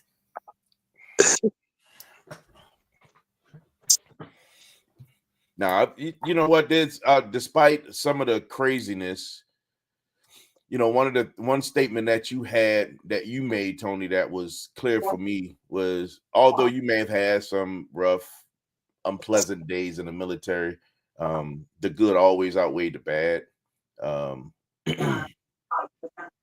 I always had so much fun. I think that was a key for me. I just had so much from everything from, you know, just, you know, different commands, being able to just see something different, doing different jobs and exploring different things.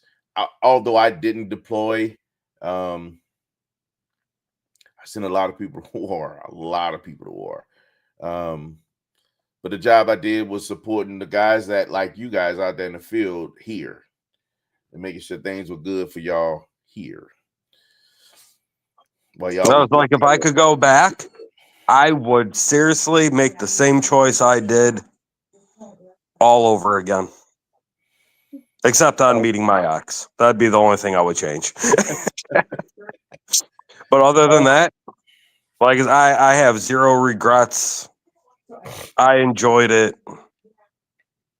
So if I could go back, do it all over again, I would in a heartbeat. Yeah, if I was able to go back, if I was in a situation to do it all over again, because I ain't going back, I'll probably try to do more than I did the last time. I feel like I missed out on some things. I had a great time, without a doubt. You know, I got to check to prove it. I had a great time.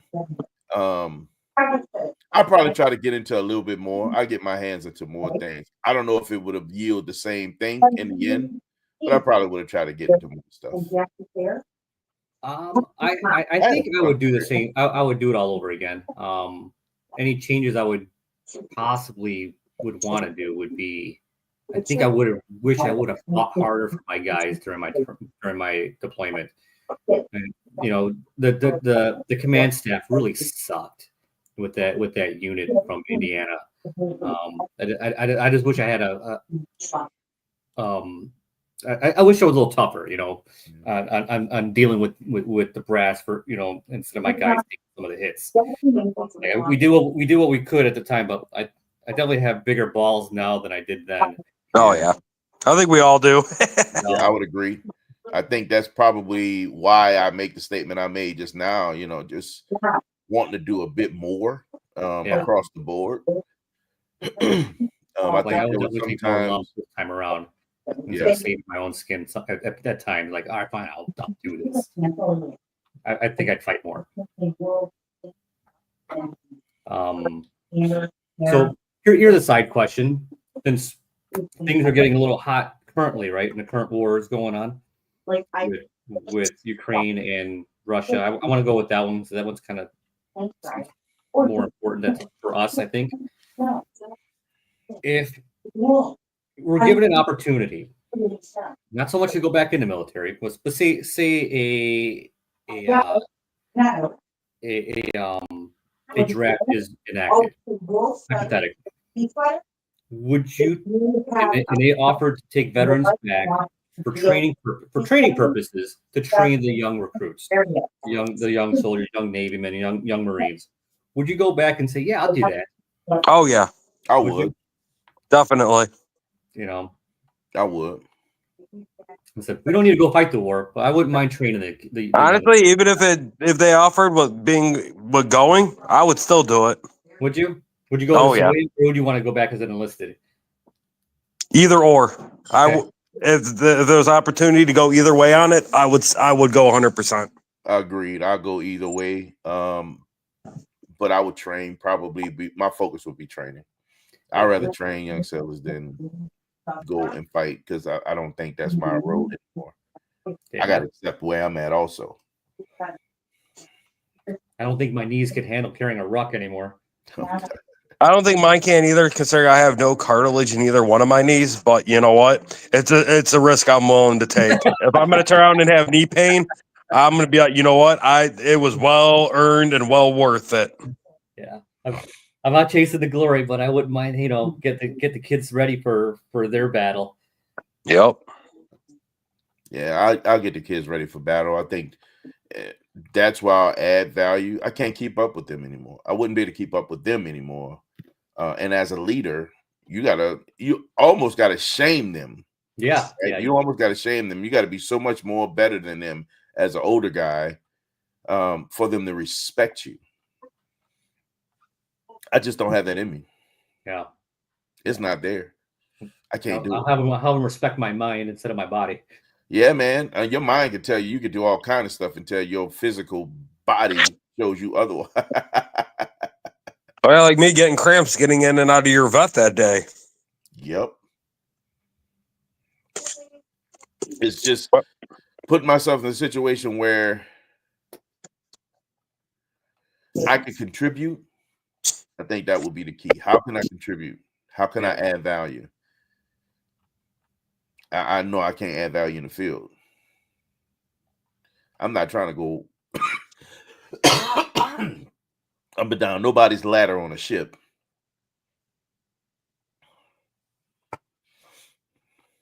That right there is not in me. I will break something. Well, if you get disability on top of your retirement. You already got it. I already got disability on top of my retirement. No, you can get a double disability. Nah, I think it's a disability that'll keep me from going in. They're like, you're not gonna Stay go. away from the pencils. It might not work. It might not work. Nah, to be the I think the only thing I would have to deal with if I agreed to go back would be dealing with Holly on everything. What do you mean? Or she'd be with her saying no, no, no, and I think that's the only little. I don't even know Yeah, but if it's challenge I would have to deal with. But if it's just the training part, you'd probably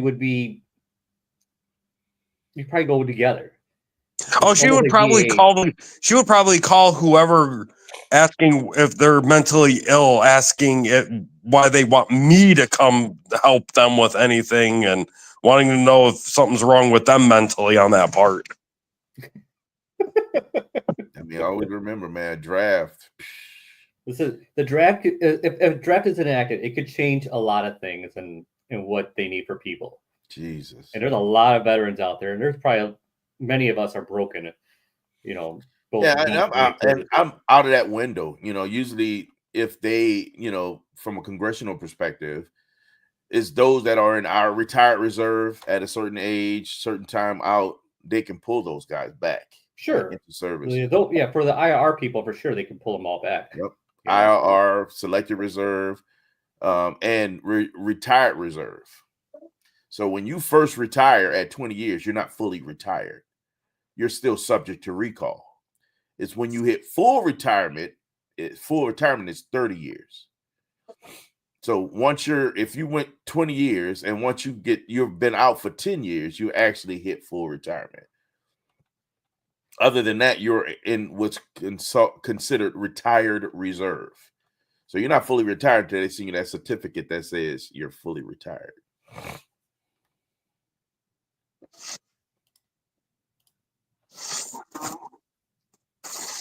It's a military special. Ain't no cars in a military special. You could put a Humvee up there. I know.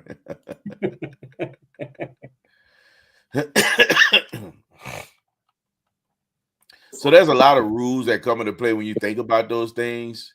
And it's not always as easy as it sounds, especially if there was some type of drafting order. They're going to get those guys that are newly out, that haven't reached a period where they would have been the 20 years service first. Those guys are getting light, and that's going to come primarily from IRR.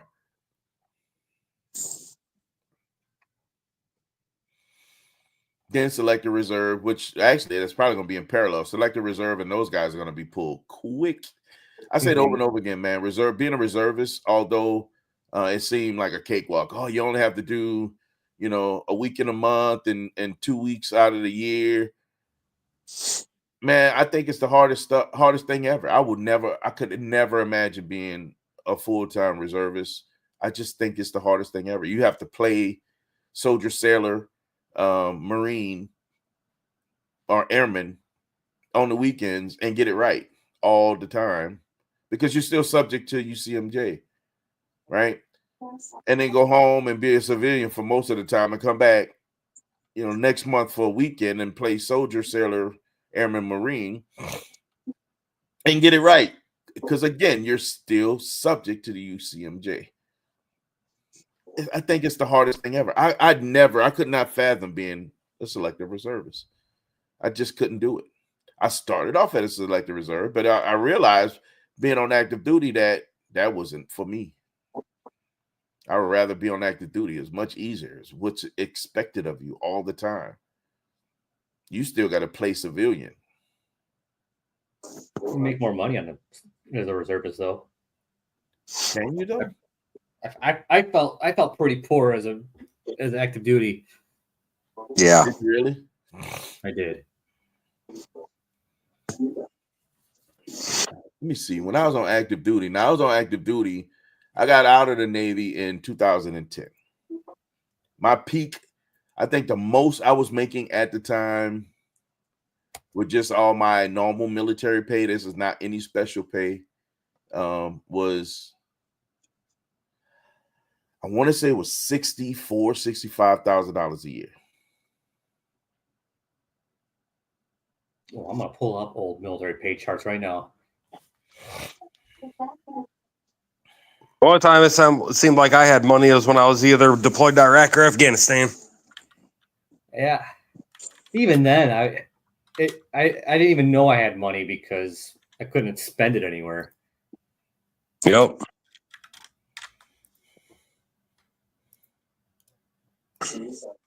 Let's see if we can look at them old pay charts.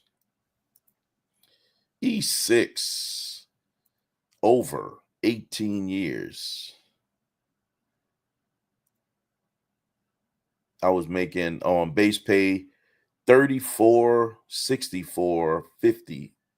What year are you looking at? 2010. Like I'm having trouble pulling up like anything from the late 90s. From the what? From the late 90s. Like Well, you need to look up mid 2000s, man. Well, in mid 2000 I could find like 2005 I saw. Military pay chart. What year? Do like 2004. I thought he said he was looking for the 90s. I was looking for 98. 98. I went into 98. Oh God, yeah, I went into 89. Pay was nothing then. Right. And you went in my freshman year of high school. Well, you're just a baby. Well, I went in 02 when I graduated, and I went after graduation in 02. Well, I got out in 06. Man, what a difference of time makes. If I was an E6 in 98, I'd have maxed out at $2,097 a month. Twice a month. No, it was a month, right? It was twice a month. I can't remember if they split this in half. This was twice a month. Twice a month.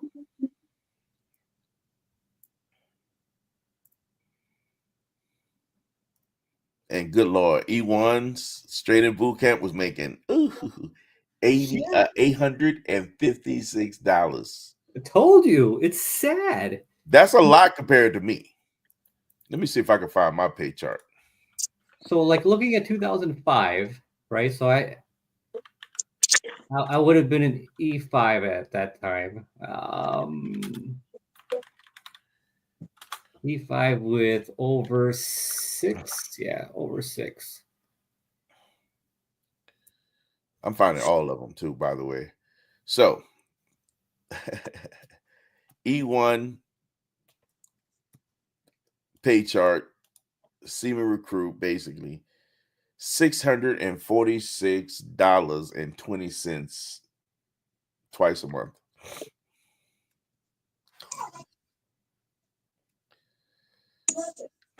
God, man, poor. To see that twice a month, make it $1,200 a month.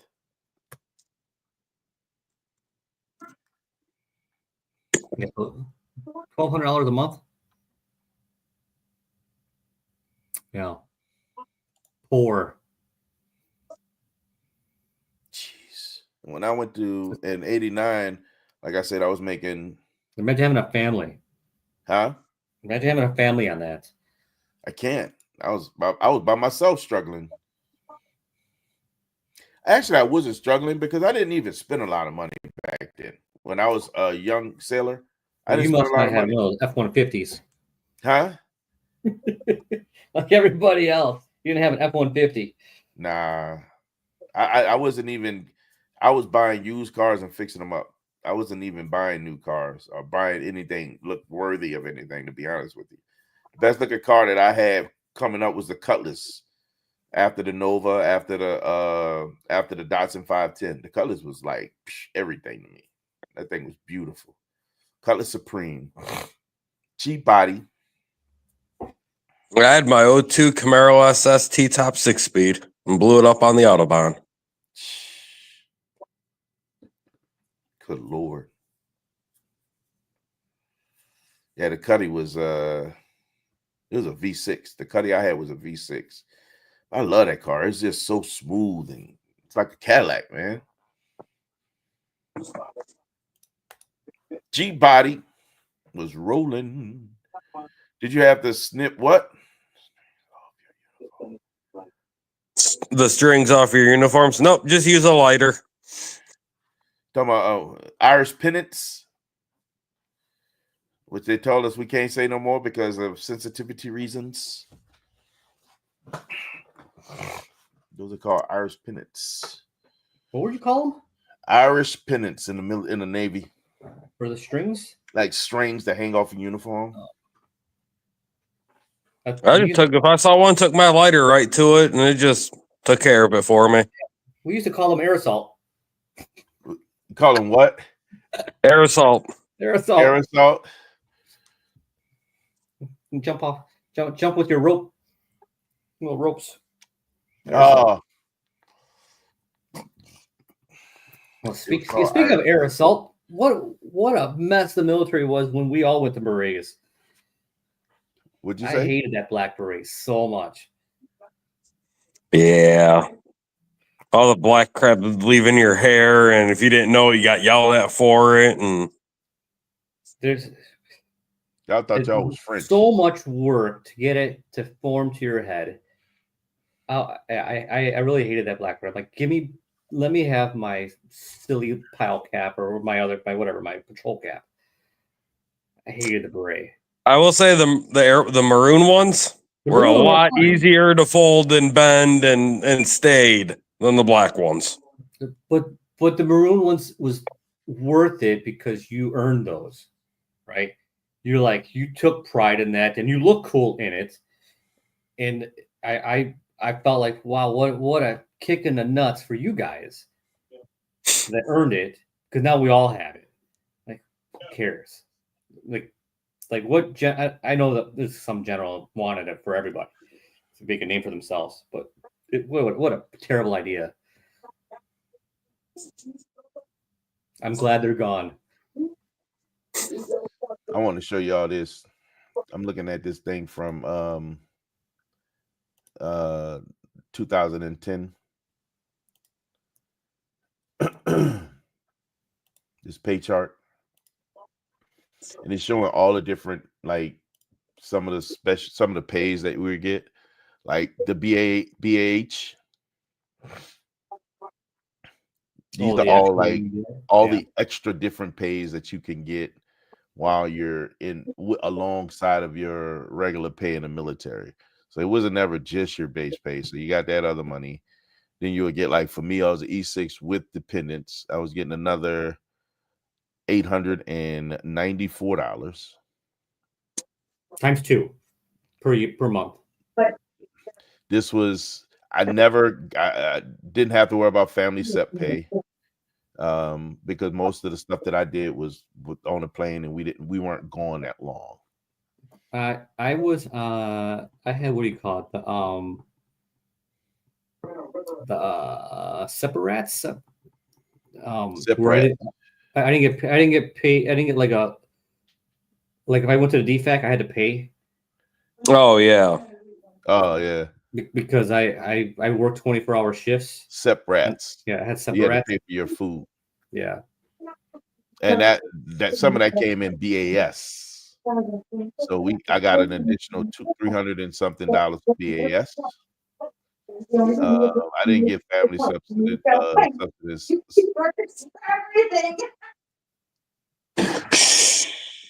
I'm like, what was that? Good Lord.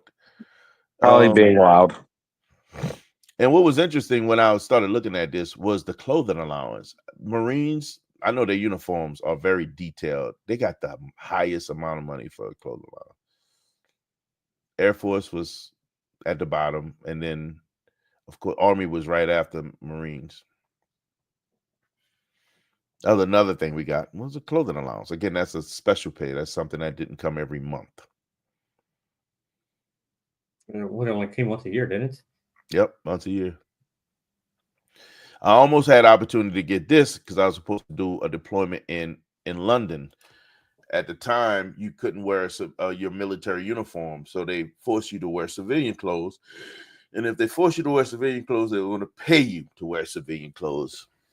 So I went there and made money just to. I'd have gotten the initial payment first, almost $1,000,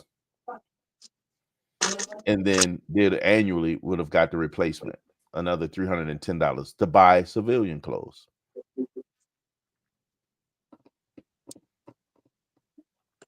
I don't know nothing about this personal money allowance.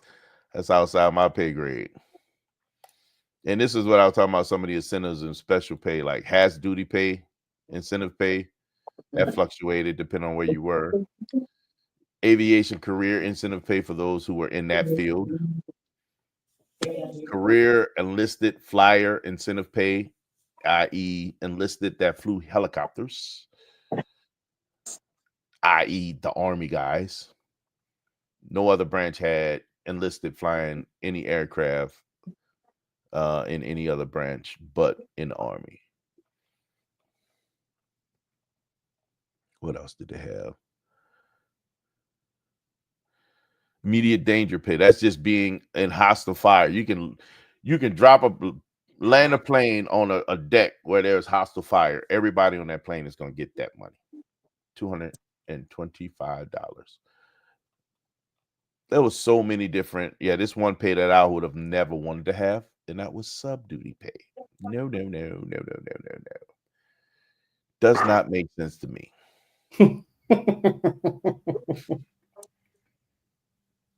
Me either. That's why I didn't join the Navy. Not at all, my friend. Sea pay. I did get my little sea pay when I was on the boat. And I was able to keep all the other stuff because I had a house while I was there as well. So career sea pay for the Army. Believe it or not, and I don't know if you guys know that, y'all had ships. Did y'all know that? We had a ship. Y'all had ships. I had a boat. Y'all had ships. I had a fireboat. Yeah, Army had ships. We actually paid with some of the Army ships back in the day. Those guys had boats, man. Y'all had boats. I don't know. I had a boat that we had on a river, rescue boat. Brown water, gray water. Flat bottom boat. I was a mechanic and I never saw a boat, so Yeah, y'all had boats, man. maybe the Rangers did, but I remember seeing that boat pull up in Ingleside, Texas. Pulled up to one of our piers. And I saw Army insignia. I'm like, what in the world is that? That's an Army boat? Army got a boat? They're cold over here dancing. 15 years in. What'd you say? Says Nikki's over here dancing off screen, trying to get my attention. No, I'm not. I'm just doing what you used to She do to did- me. That's why I used to do to her when she was on her work calls. Oh, really? I'm like, just to try the annoyance, see if I can get her to be annoyed. Oh, Holly throws stuff at me when she's on a call and I try to irritate her and just dance in front of her or pull up my shirt just to toy with her, and she'll start sure taking stuff and throwing it at me. And then I get the finger.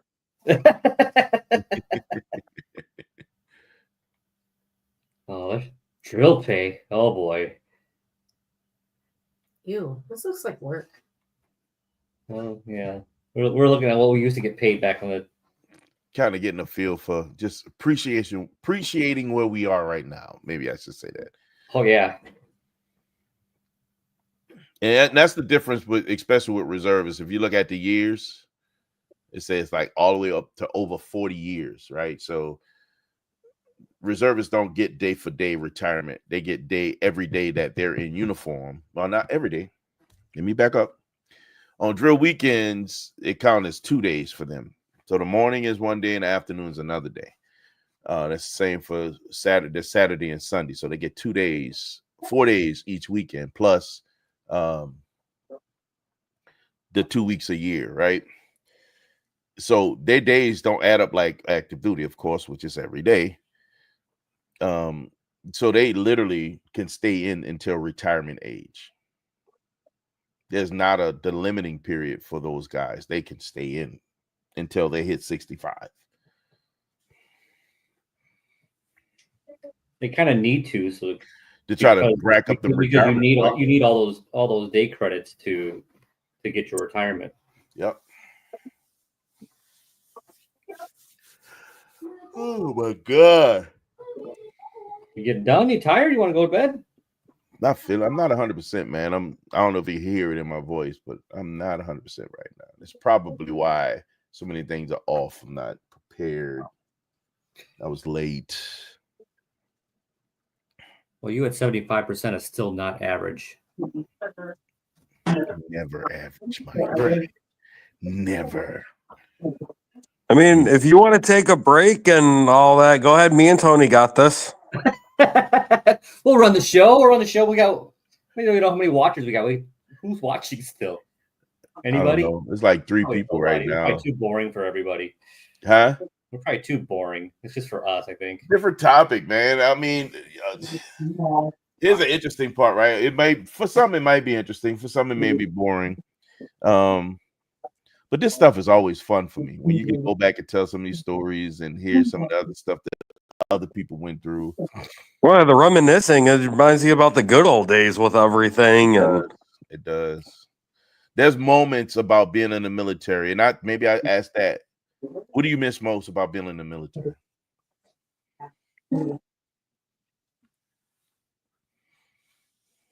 No mortgage. I Wow. I feel way more in debt now than I did before. Yeah. the no mortgage and no property No taxes. property taxes. My insurance I didn't have to worry about either. I didn't pay Now I state- understand why my mom turned around and always laughed at me when I said I can't wait to be an adult. She'd just laugh and call me an idiot. I finally understand it now. Yeah. What do I miss most? Camaraderie. I have it now in my current job. It's just it's not the same. It's different. It's definitely not the same. I have it in my current job, and it's mostly with the veterans on my job that I work with.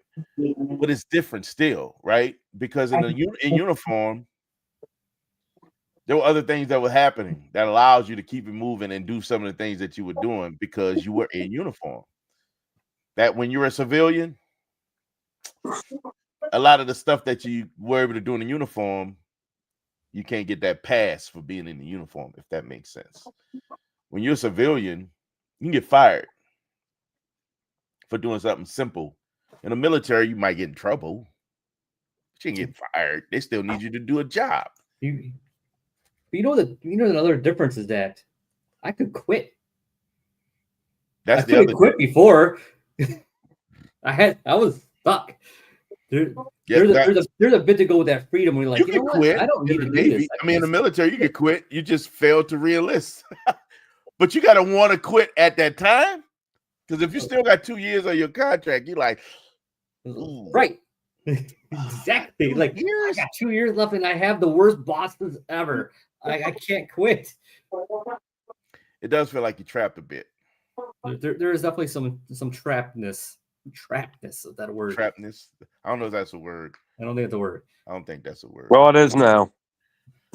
I don't think it's official. Trappedness. But yeah, there's definitely that the freedom of I could stop working at any time I want to, right? That is better. That I'm not in anymore. I can just walk away and go do something else. Yeah. That's a freedom that exists now. Military, no.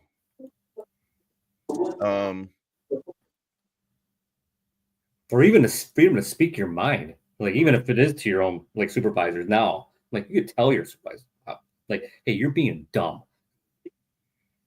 I was able to do that in the military. See, I couldn't, or I wouldn't. I guess I had a little more tact. Like, if it was going to cause injury, different story. But if it was just more of you're just flexing it because you have more rank than I do. Okay, fine. I got another story.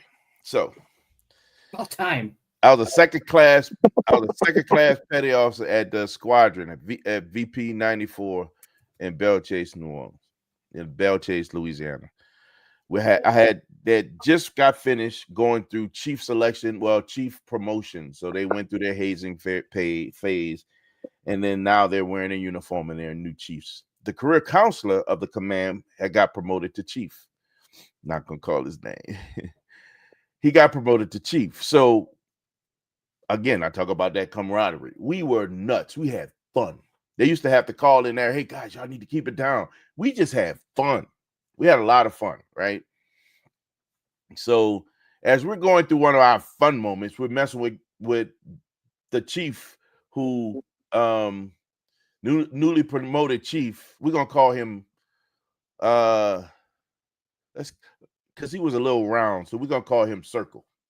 So Chief Circle came in and he's like, we were doing the same stuff that we always clown and mess with each other, just gaff on each other, nothing, personal, nothing to offend. But we did this. We were doing this before he got selected to chief. But now that he got selected to chief, E7, it's like he feeling some kind of way. Like he feel like he's been disrespected. I'm like, I'm not trying to disrespect you. We're doing the stuff he did before. But now he's getting the attitude. And he's like, Officer Tanner, you're going to have to stop messing with me like that, and address me. I said, Roger that, Chief. And then I went back at him and did something else to him, and he got upset. So when then he gets really, really upset, and you can see his little face turning red, he's like, Officer Tanner, I want to see you I want to see you in the storage locker now. I say, are you sure? I say, okay, let's go. Went in the storage locker, supply locker, not the storage locker, supply locker. I say, what you say, Chief? Now, I'm 6'1". At the time, probably about 225 pounds. He's every bit of probably like 6'7", round, probably about 200 pounds. And he called me into this room. I'm like, what's going on, man? You need to stop. No, he said, I've been selected. You need to be more respectful. I said, I wasn't disrespectful. I was clowning them no different than the way we were clowning before. If you took it as disrespect, that's bad on you. He started raising his voice. Then I started raising my voice. Then he started cussing. Then I started cussing. He said, Pedro, you're going to stop cussing at me. I said, Chief Gagnon. I told him, Chief Gagnon, you control the pace of this conversation. You want me to talk softly? You're going to return it. You're going to talk to me the way you want me to talk to you. You control the pace of this conversation. His house was different. His house was like, okay, right? Oh, Lord, we're back in that conversation again. That Black stuff is beautiful. I love war. And we're not. Wait, what? I feel like we're eavesdropping. I know it does. I don't like it. I don't like it one bit. No. So then, Hey, baby. Then Well, it said you need to tone it down and all that Blah blah stuff. blah blah. He says if you don't go back inside, all right, so you did go drop that. inside. She's like, she's going inside. We're good. Tony fell off. I'm like, I'm not doing this. Hey. I'm not doing this. You ain't bringing me with you. Right. So I told him when I explained to him that he controlled the pace of this conversation. That's when I got to the point where I was back doing my thing. Now I'm over him and letting him know you control the pace of this conversation. I said, we can now, whatever you want to happen next, there's no witnesses. I told him we have no witnesses. They felt like they were eavesdropping and all.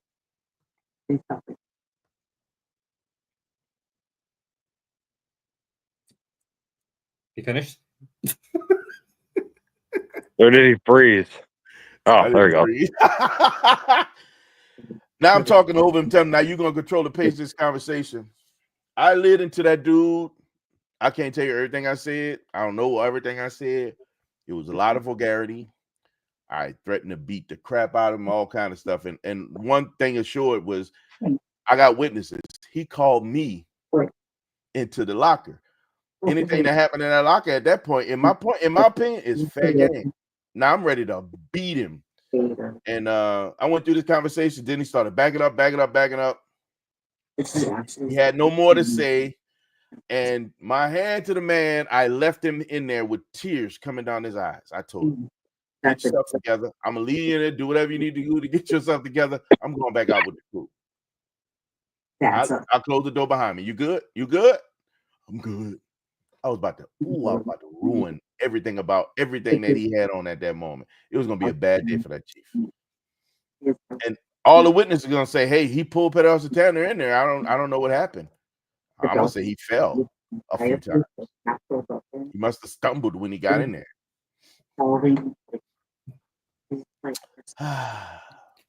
That's how most spousal abuse relationships sound. He fell. Yeah, that was one of those moments.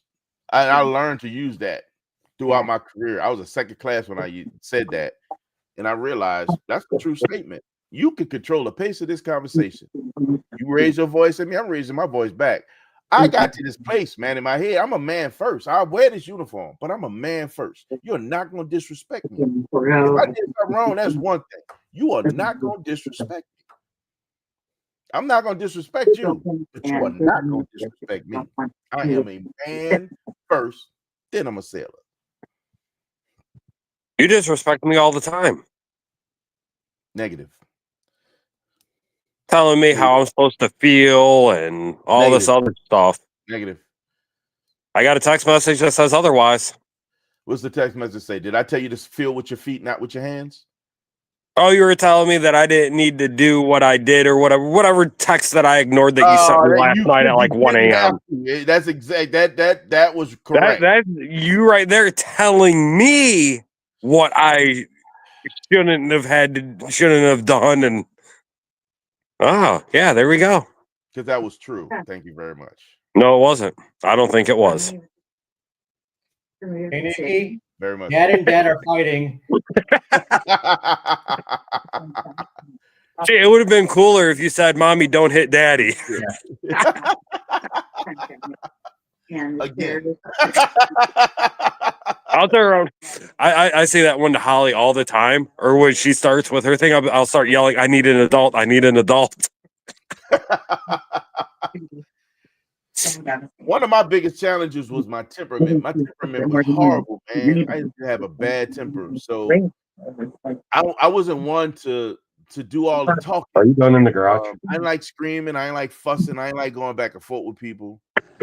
So when I got heated and I got raised my voice and now I'm angry, I got quiet. When I got quiet, I'm sorry. I'm about to launch. When I got quiet, it was over. When I got quiet, that meant it was no need for talking anymore. There's nothing else I need to say about this situation. I'm about to swing. That was my biggest problem when I was in the military. I'm about to swing. Soon as somebody upset me so bad, I got quiet. It's about to go down. It's about to go. See, when I was in the military, I was able to ignore a lot of that stuff. Now that I've been out, my temper is so much shorter and all that now than what it was when I was in.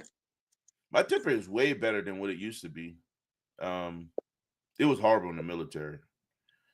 Horrible. It was horrible in the military. But I was able to work through it and try to do, I didn't put myself in a lot of situations where the temper was an issue. But when it happened, oh well.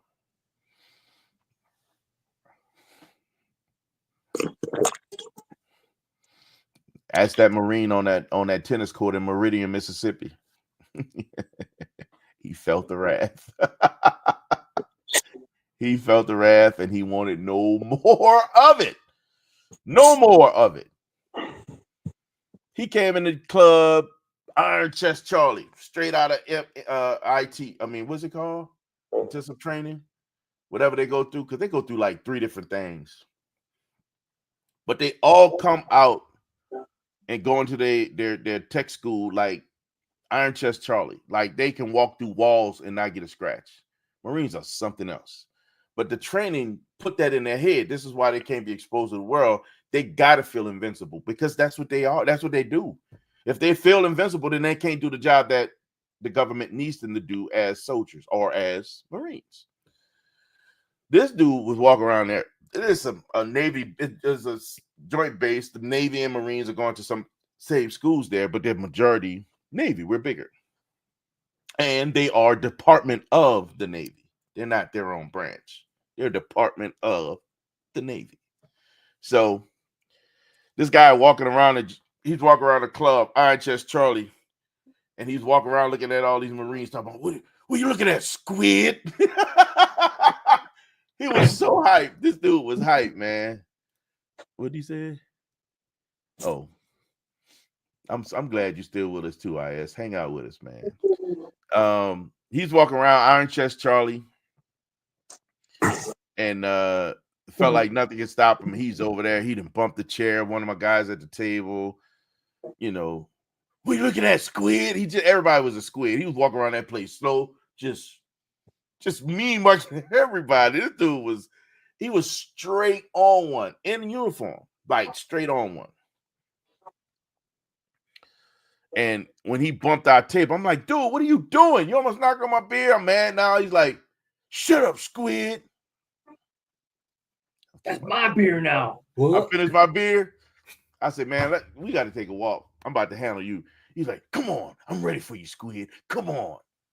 That's what I wanted. That's what I wanted. Man, we went to that tennis court. Tennis court was like tucked away.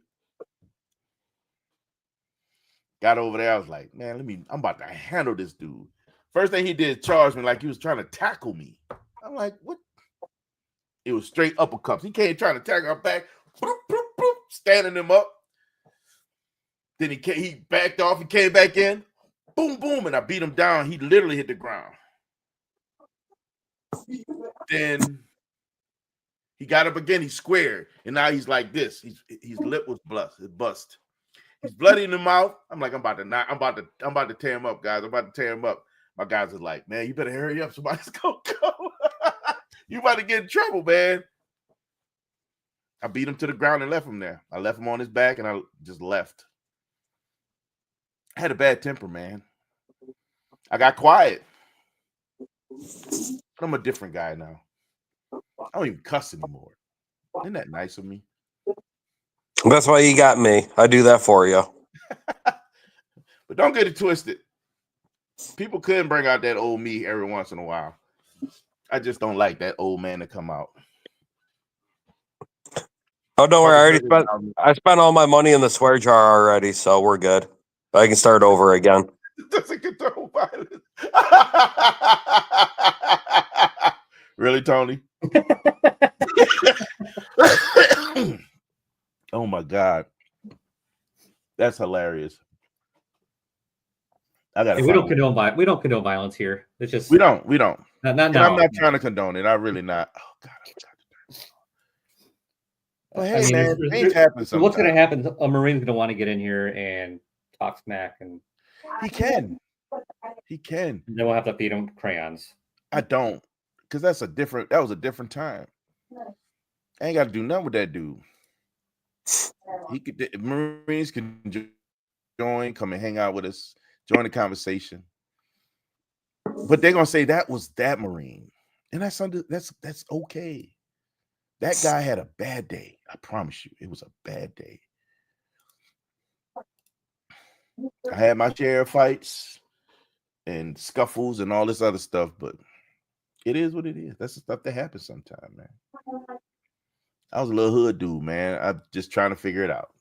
That's all I was. I'm just saying.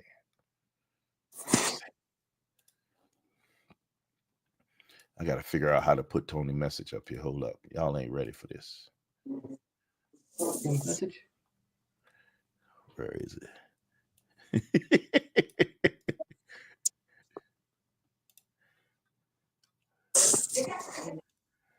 Ready, Tony? What you got?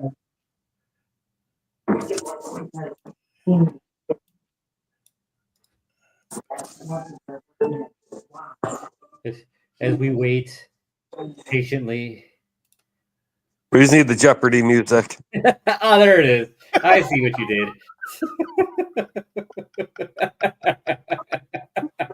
did. We should have started with that. Hey, here's we'll the have thing, it for man. next I week. can't control where my stories come from. I can tell the ones I can tell. Some of them I just can't tell. Like we could have done that one. We could, like, podcasters don't condone over drinking and or There's so many overconsumption of things. alcohol. Reckless operation of government vehicles. Reckless operation of government vehicles. Oh, Like Don't do what we condone did. fighting trees when you're intoxicated, and absolutely. Especially with knives. Yeah. and definitely don't condone doing 4-story beer bongs. Yeah, we don't want the Well, horticulturalist people to come in here. The might be some little grace behind that one. The bong is, you should have a little grace behind the bong. I'm just saying. At least I didn't bring up the 20-gallon water bong. in the service. What's wrong with you? 20-gallon what? Water bong? Yeah. Did you not get piss tested? What'd you say? You didn't get Oh, the piss guys that did it did, but I was about to say, like, you all didn't get. I was tested? just around when they did everything with it. Yeah, that was never my story. I may have Yeah. drank. That's about the size of it. Like we had like urinalysis like almost like every Quarter? almost as often as we qualified with our rifles. Like what, like twice a year, 3 times a year? Yeah, ours was. I think Probably I about twice did. a year. I think I did with the 5 years I was in Germany. I think I did 2 drug tests in that 5 years. It was all random, and Yeah, I think it was like twice a year for me. I remember about twice a year in the Navy. Yeah. Once or twice a year, depending on. I mean, I'd even turn around when we had 4-day weekends and all that. I'd be like, yeah, I'm gonna go check out Amsterdam. Went, hung out there for 3-4 hours, and then turned around and came back. It wasn't. I didn't see the hype with it. It was just like, yeah, and then came back. Red light district. No, being American, you could turn around and go to any club in Germany, say, "Hey, how you doing?" And if you couldn't go home with them, you had something wrong with you. Right. You must have been really ugly, because anyone could have pulled some of the women there without an issue. That was not the. I did not have that in Alaska. Alaska, the ratio was like 7-to-1 male to female. It was awful. Like the ugly ones could pull game. Oh my God. And they did. And they walked around like they were hot shit. No, over Germany, all the women wanted to get married, green card, come back, and so. My God. what I found was in the military, it was just simpler, if that makes sense. It was easy. I felt it was super easy. Sure. I agree. Crazy easy. Especially what was interesting for me is my accent. My New Orleans accent, for some reason, made it even easier. Just talk to me. Talk to me. Whisper. Can't in my remember ear. the time I heard, say that baby. Say baby. Just say baby. Guys, a young sailor, especially when I had to get married. I was out there so bad. I had to get married just to save myself.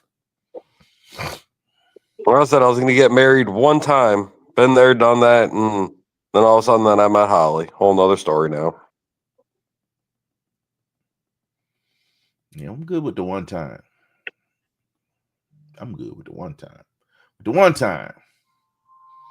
Oh, my alarm is going off. It's time for me to start getting ready for work. Sound like a plan. Actually, it's a great time to retire the show because I am Why? I'm tired. not tired for once. I have a horrible headache. It's not that I'm not tired. I have to get ready. I have to start shower. Yeah, iron. you have a valid reason. I gotta All the iron times when I say I'm tired, Lloyd turns around. Oh, come on, really? You didn't do nothing. Oh, poor baby. Yeah, He's like, and all the nights where I'm good to go is when he wants to call it early. does he Absolutely. hit you, like, I have a sinus infection. I'm not feeling well, but I still stayed on here. I'm going with car withdrawal. You I don't have a you fourth try car to go to yet. bed early because you didn't take a nap in the middle of the day, I didn't take a nap today. and you're hanging in there. Yeah, Well, listen, you. I think Jackson's farts is what's Good keeping boy. me awake. Hey, good boy. You It's can't. like- You have to come up with your own. You can't steal my phrases. Bad boy. Hey, you were made from greatness. What'd you say? Don't be average. Don't be average, baby. Oh my God, that hurt all the back of my head. Bad Navy guy. Bad Navy guy. Bad Navy guy. Bad squid. Oh my God, Bad man, I'm hurting. And we I gonna was call almost gonna say bad semen, but that would have been bad. That's bad. That's not good. Oh God, no, that's not good at all. So next week, gas mask and face paint. We're gonna get back. Just gas mask. Next week is the last week of military, right? Oh, that's what we're doing, right? So we're gonna do Friendsgiving. Are we doing Friendsgiving? We're gonna do Friendsgiving. We're gonna eat MREs. On That's stream. right. Oh, only on one condition. Next week. We can make MRE bombs afterwards. You're the only one that can go outside. Yeah, you You don't have to do it for will us. go outside. I'm not. Okay. MREs next week. MREs next week. We doing MRE Friendsgiving, military Friendsgiving, veterans Friendsgiving. Veterans Friendsgiving MREs, and then we can make faces and go like, I No, can't it's gonna be believe it. delicious. And we're gonna I'm be all bound up for like I'm 2 getting days. that beef macaroni, baby. Yeah, you can have that beef. You can have the macaroni all you want. I want the ribs. They have. Did they still do those those? ribs? Yeah, the one Army's surplus store in Elgin down 31. Yeah. They still have them. I'm going tomorrow to the North Chicago. The commissary. The commissary has MREs. Nice. I'm gonna go grab some MREs tomorrow. I'll look for that rib one. All right. I guess Tony's just gonna up and leave without saying goodbye and turning off He his did this. computer. He did this. I'm gonna have to go take his chair. I like that one. You like that chair? That's like what mine is, but where the red is, it'll be blue. Okay. But I wouldn't mind having a second one. I'm sure if I offer Nikki enough, she'll turn around and bring it to me without him knowing. There you go. My full man. There. Ooh. Oh, you got a whole box of MREs. Hey, That's what I was gonna end up getting. First of all, AB. AB, My brother in the building. top 4 at MREs. I'm there. I will send you one of these. Listen, that's what I was about to say, man. Let me know which one you want. I'm going to the commissary tomorrow, and I'll be looking for MREs. I got to go look at a car for show. I might get sick off of this. It says inspection test date 2006. It's still good. It's fine. It's fine. You're still in the 2000s. We're good. Yeah, you still good, man. It's MREs. Not quite 20 years old yet. Yeah, Yeah, it's still safe. it's still good. Those days last forever. This thing could vote. How many of those things do you have? The whole box. What, 20? The box of 20. Oh, you Or just 12. have the whole. Oh, Box yeah, of one 12. box. One box. The box Yeah, of that's how 12. they sell them at the commissary. Yeah. All right, AB, you're gonna be It's on all live the next flavors week. they don't You even gotta make send me your anymore, man. MRE, man, so we can sit there and eat. You gotta let me know one you want. AB's gonna be like, I'll just eat some Harold's chicken. Harold's chicken MRE. I don't Yeah. think that exists. I don't think you would want to eat that anyway. Anything that's supposed to have a real crust, that's not going to happen out of MREs. Not even close. Hey, that's what I can do. I can make Holly a special dinner. Just make her an MRE. There you go. You can say you cooked that time. Yeah, Right. she complains. She complains I don't cook enough. So there you go. She'll I think never that's a complain smart again move. after this. Later, but I think she'll be. Hey, baby, I'm gonna make you a special dinner. Ravioli with the brownie. Yes. Yeah, What is it? I'm gonna be looking for those for you. it's called MRE. Where the brownie would just suck all the moisture out of your mouth. all the moisture out of your mouth. You needed that little what was that that doggone Kool-Aid pack that came with it. It would suck all the moisture out of your mouth. Huh? Oh. And would create a blockage, Every time. Every time. an incredible blockage. Now you just maybe remember another time of Afghanistan. Uh-oh. Speaking of blockage, because we were living off of these things for a long time when we got sent to Shindan. We had to make our own outhouse. Did I tell you about this story? I don't remember if I did or not. This one does not. So we had to sound- make our own outhouse, and we also had to make pee tubes. Right, so we would find tubes and not even close, IS. Not even so close. so gross. But we had to burn our own feces with diesel fuel and regular gas. And I remember in our outhouse, I may even have a picture of it. I could probably bring it for next week. Is that I always would call it the growler, or because you're just like holding on the walls, like oh yeah. You're just so bound up from the MRE. You're just like I'm gonna try to get framed in this picture. Like so an you look Oreo and cheese whiz moment.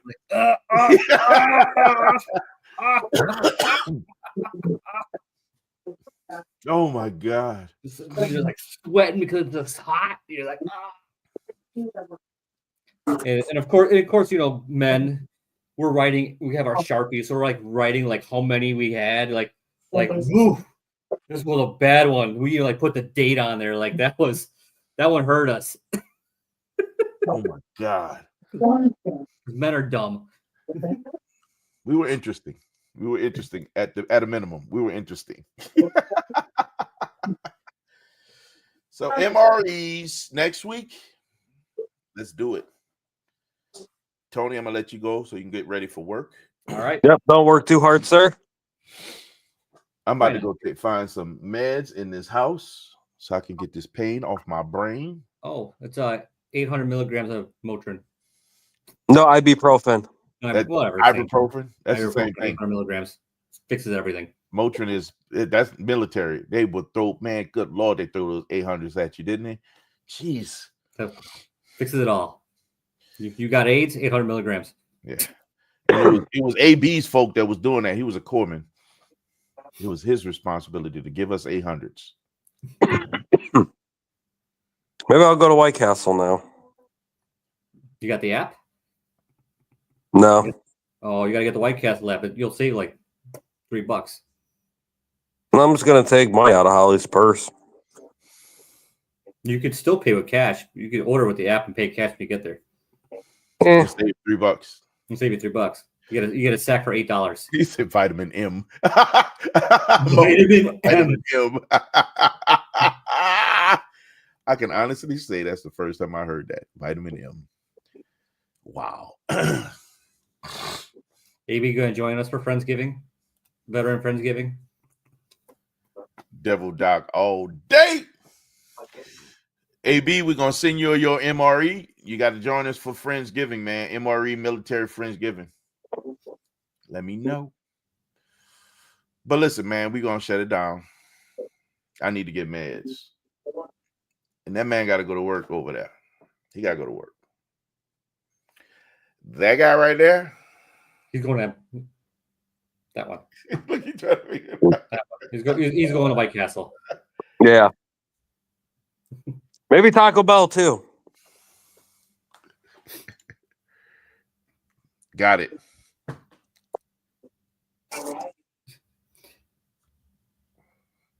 Look at balloons. AB, those non-Mac guys don't have a clue.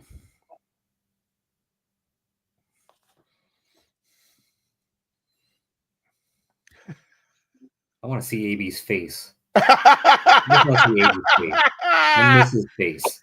You want to see his?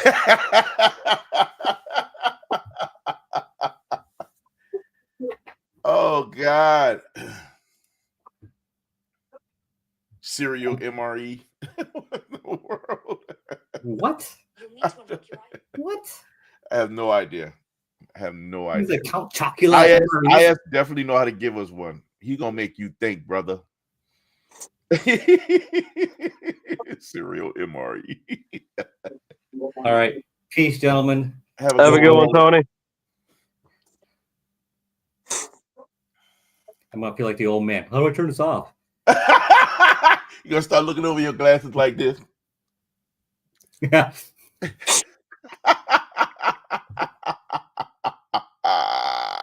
That's not it, Tony. That's not it. All right, guys, man, we're gonna shut this down. I definitely need to go get some meds so I can get this congestion off of me. Whew.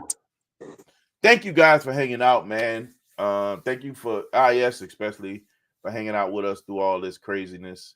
Thank you, my brother AB, for stopping in. See you next week for our MRE Military Friendsgiving. I'll try to find the one you're looking for tomorrow, and I'll shoot it out to you, brother. Hope you guys have a great rest of your week. Hope you get into whatever you want to get into throughout this weekend. Hope it's not too bad for you, especially depending on where you are. I know you guys down in Texas about to still having decent weather. It's gonna be a little chilly up in the Midwest, so you guys stay And safe. snowy. Huh? And snowy. I saw weather remix. I ain't see snow. No, I didn't see it. I saw weather remix. I didn't see snow. I'm gonna be Same thing.